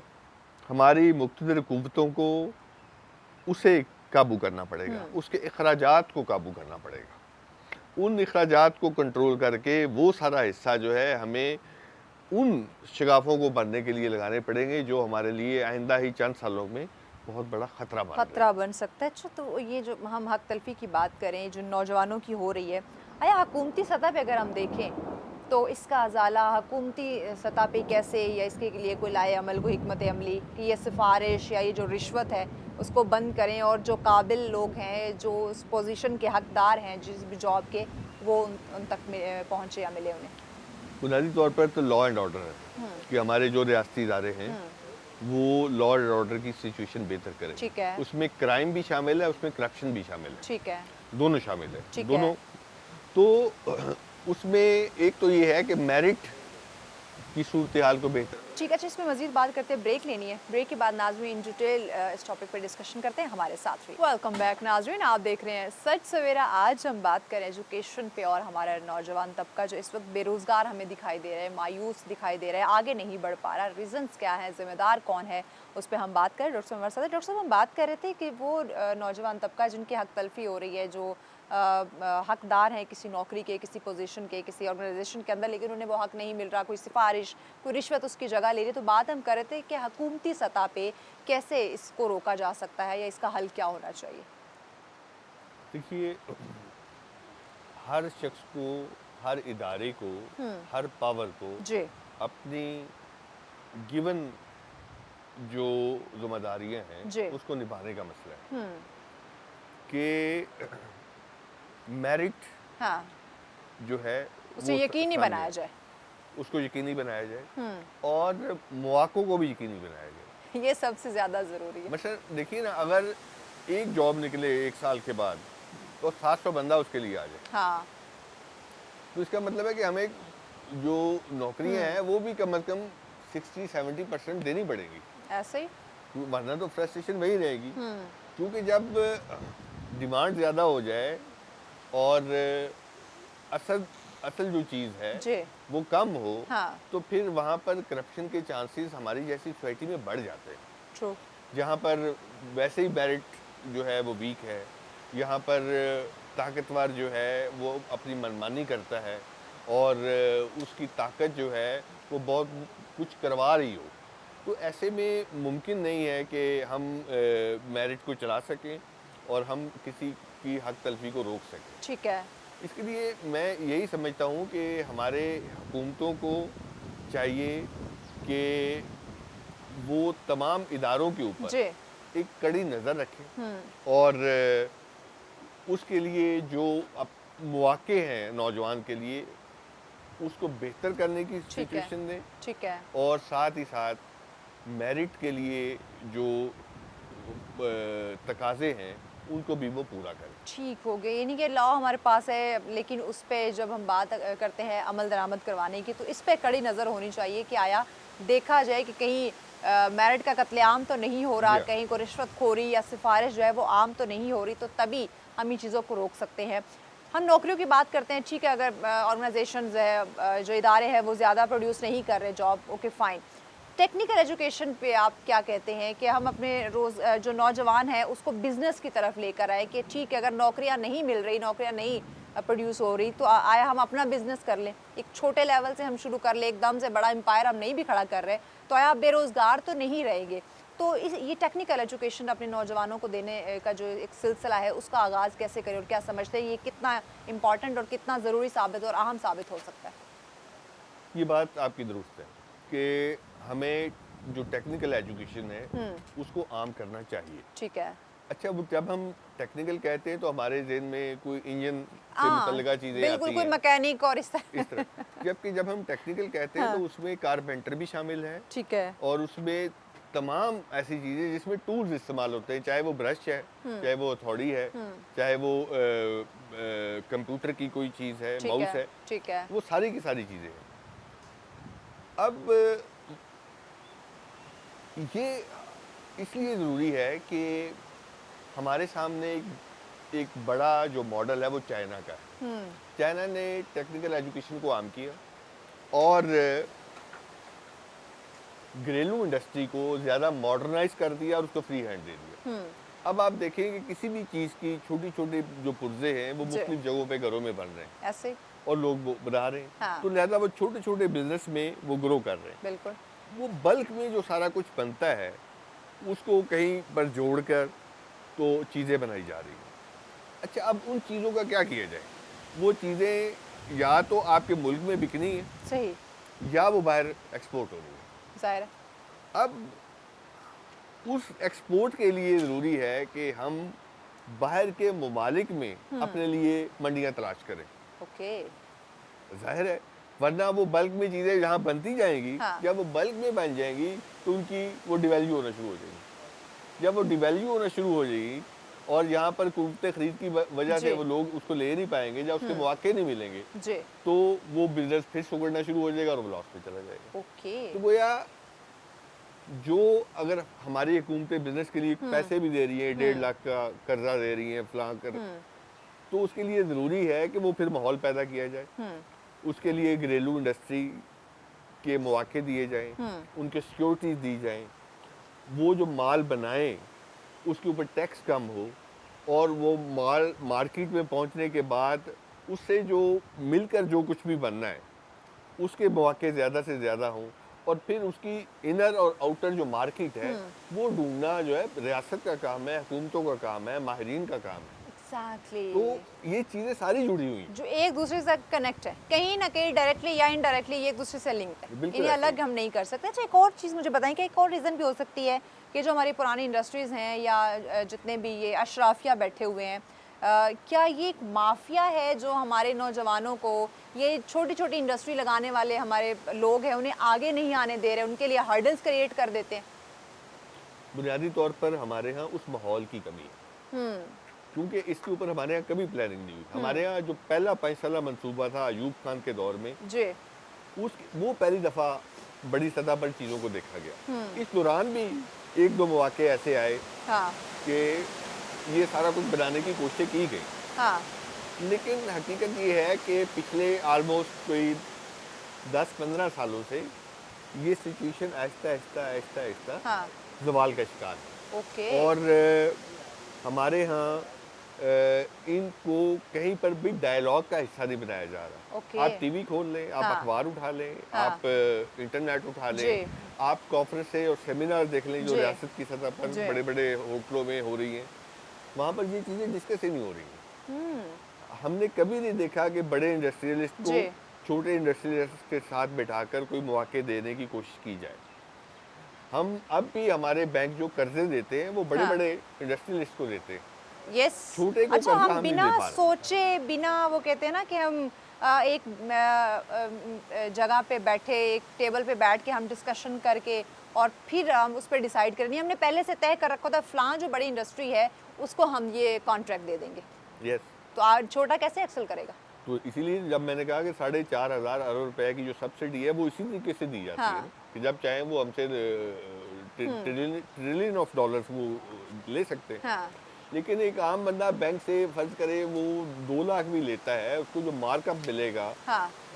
और जिस सिचुएशन में उसने 2 लाख में काम शुरू करना है कि वो हाँ। चिप्स की रेडी लगाएगा या एक छोटा सा जनाब जी की जूतों की हाँ। जनाब स्टॉल लगाएगा, छोटा मोटा काम शुरू कर लेगा। करेगा, हाँ। तो उसके आगे अपने मसाइल हैं, क्योंकि छोटे छोटे माफिया मार्केटों में बैठे हुए ये हैं जो बात। बता लेंगे। हाँ। आप जिस दुकान के आगे फुटपाथ के ऊपर आप रेडी या स्टॉल लगाएंगे, हाँ। उसको किराया देना पड़ेगा। वो गवर्नमेंट का किराया भी वो साथ दुकान वाला लेता होए, है, होए, शाम को बत्ते वाला अलग आ जाएगा। होए, होए। तो फिर ये कि पुलिस वाले आप अलग पहुंच चलिए, जाएंगे। डॉक्टर और साहब हम यहाँ बात करते हैं, यहाँ सिर्फ तालीम की या नौजवान का यहाँ पे मसला नहीं है। नहीं। यहाँ अगर उसने डिग्री ले ली, उसके पास स्किल है, तो आगे जब मार्केट में निकल रहा है तो अब मार्केट के अपने मसाइल शुरू हो जाते हैं। हुकूमती सतह पे या प्राइवेट सेक्टर के जॉब की बात करें, बिजनेसेस की बात करें, वहाँ पे फिर मजीद हर्डल जो है वो आना शुरू हो जाती हैं। जब हम इकोनॉमिक्स की बात करेंगे ना, हाँ। चाहे जिसका ताल्लुक रोजगार से है या बिजनेस से है या कुछ, वो पूरा एक नेटवर्क है, ओहो, वो पूरा एक पैकेज है जिसमें रियासत भी इन्वॉल्व है, जिसमें मुल्क की इस इकोनॉमी सबका इन्वॉल्व है, हिस्सा है, सबका सब हिस्सा। जिम्मेदार हैं। सब जिम्मेदार है। हम उसको अकेले हल नहीं किया जा नहीं, सकता। यानी कि जो- सब ने इसमें जो है वो अपना हिस्सा, अपना अपनी हिस्सा डाला। जिम्मेदारी समझनी है और अपने अपने जो जो उसकी जिम्मेदारी, जो जो उसकी रेजिग्नेशन के मुताबिक है उसे Yes. हल करने की कोशिश करनी है, तो ये तबका नौजवान ये इसको रोजगार मिल सकता है। हाँ, वरना- वरना ये वरना- इधर उधर टक्कर ही मारता रहेगा। Yes, yes. अगर हम सच बात करें तो वो तो यही है। सच में सच ही बोलना है। और सच के प्लेटफॉर्म पर सच्ची हाँ। बात ये है हाँ। कि रियासत को हुकूमत के जी बिहाफ पर जी। एक नया ग्रैंड सिस्टम जो है हाँ। वो पूरा डेवलप करना पड़ेगा। ओके, फिर से एक नई स्ट्रैटेजी। नई स्ट्रेटजी के साथ आना पड़ेगा ओके। और उसमें भी आपको कुछ साल देने पड़ेंगे। ओके। उसमें एक ह्यूज इन्वेस्टमेंट अच्छा, शामिल हमारी है। ना बड़ी शॉर्ट टर्म स्ट्रैटेजी होती है, हम लॉन्ग टर्म प्लान नहीं कर रहे, ना इस मुल्क को चलाने के लिए, ना इस मुल्क की आवाम के लिए और ना इस मुल्क के नौजवानों के लिए। हम लॉन्ग टर्म कोई प्लान नहीं अभी दे सके। आगे हम वेस्ट की बात करते हैं, वो 50 साल आगे की सोच रहे होते हैं कि 50 साल बाद क्या होने वाला है, उसके मुताबिक वो एक प्लान करते हैं, एक लेआउट जो है वो देते हैं, और यहाँ पे अगले साल क्या होना है हमारे पास वो प्लान तक नहीं होता। विजन की कमी है। ये के, विजन के नहीं है। इस चेन को या इस सोच को कैसे तोड़ें, क्योंकि लोग कहाँ से कहाँ तक नहीं पहुँच गए, वेस्ट की बात करें, दुनिया कहाँ से कहाँ तक नहीं पहुँच गई और हमारा मुल्क, हमारे लोग दिन ब दिन पीछे जा रहे हैं। उसकी वजह ये है कि हमारे पार्टीज के अंदर जो पॉलिटिकल पार्टीज हैं उसके अंदर खुद बिजनेसमैन बैठा हुआ है, खुद फ्यूडल बैठा हुआ है, खुद कैपिटलिस्ट बैठा हुआ है। Oh my God. वो अब चूंकि वो खुद असेंबली का हिस्सा है, पार्लियामेंट का हिस्सा है, तो वहां पर वो फैसले ऐसे करवा लेते हैं जो उनके हक में जो जाते उनके हैं, फेवर में हो, जो उनकी फेवर में हो। बाकी आम आवाम आम नौजवान से कोई लेना देना नहीं। कोई लेना देना नहीं। हाँ। और ये जो फ्रस्ट्रेशन है, जो डाटा आप बता रही हैं, जो सूरत हाल आप बता रही हैं, वो इसी वजह से। पैगाम क्या देंगे आप ये सारी सूरत हाल को देखते हुए? उसके लिए मैं ये समझता हूँ कि जो हमने इस सारे प्रोग्राम में जी। बातें की है जी। कि हमें पूरे सिस्टम को समझकर एक प्रेशर डेवलप करना पड़ेगा ठीक है। नौजवान को। ठीक देखिए, है। नौजवान जब मायूस होगा, बेरोजगार होगा, फ्रस्ट्रेट होगा, या वो क्राइम की तरफ जाएगा और करप्शन की तरफ जाएगा, या वो हाथ पांव छोड़कर इस बैठ मुल्क को जाएगा। छोड़ दे या फिर मुल्क को छोड़ देगा। अब वो चांस भी खत्म हो गया, ये वो भी हर्डल्स, वो भी प्रॉब्लम। वो भी प्रॉब्लम। तो अब यही है कि पॉजिटिव वे ये है कि वो पॉलिटिकली ठीक है। एक्टिव हो ठीक है और पॉलिटिकली वो एक प्रेशर डेवलप करें जी। हुकूमतों के ऊपर, और हुकूमतों को चाहिए कि उस प्रेशर को फील करते हुए एक बड़े ग्रैंड डायलॉग में आके एक बड़ी पॉलिसी बनाएं, प्लान करें और उसको मैनेज करें। तभी बहुत शुक्रिया डॉक्टर साहब, वक्त दिया आपने। यकीनन नाज़रीन इंतहाई अहम टॉपिक था, बड़ी खूबसूरत इन्होंने बात की कि अब जो है वो नौजवान को, हमारी यूथ को खामोश नहीं रहना, बल्कि प्रेशर एक डेवलप किया जाए, क्योंकि आपके पास तालीम भी है, आपके पास हुनर भी है। आप मायूसी के साथ हाथ पे हाथ धरे बैठे रहेंगे तो हालात बद से बदतर होंगे, हालात बेहतरीन की तरफ या बेहतर नहीं होते दिखाई देंगे। तो आपने अपने लिए फ़ैसला ख़ुद करना है, अपने लिए अच्छे मुस्तकबिल का इंतखाब आप लोगों ने ख़ुद करना है। अक्ल शऊर अल्लाह पाक ने आपको दिया है, आपके पास सलाहियतें हैं, उनको यूटिलाइज़ करें और बेहतर रास्ता जो है वो तलाश करने की कोशिश करें। ज़िंदगी खूबसूरत है ये और खूबसूरत होती चली जाएगी। इसी पैगाम के साथ हमें इजाज़त दीजिए। अल्लाह ने के बाद।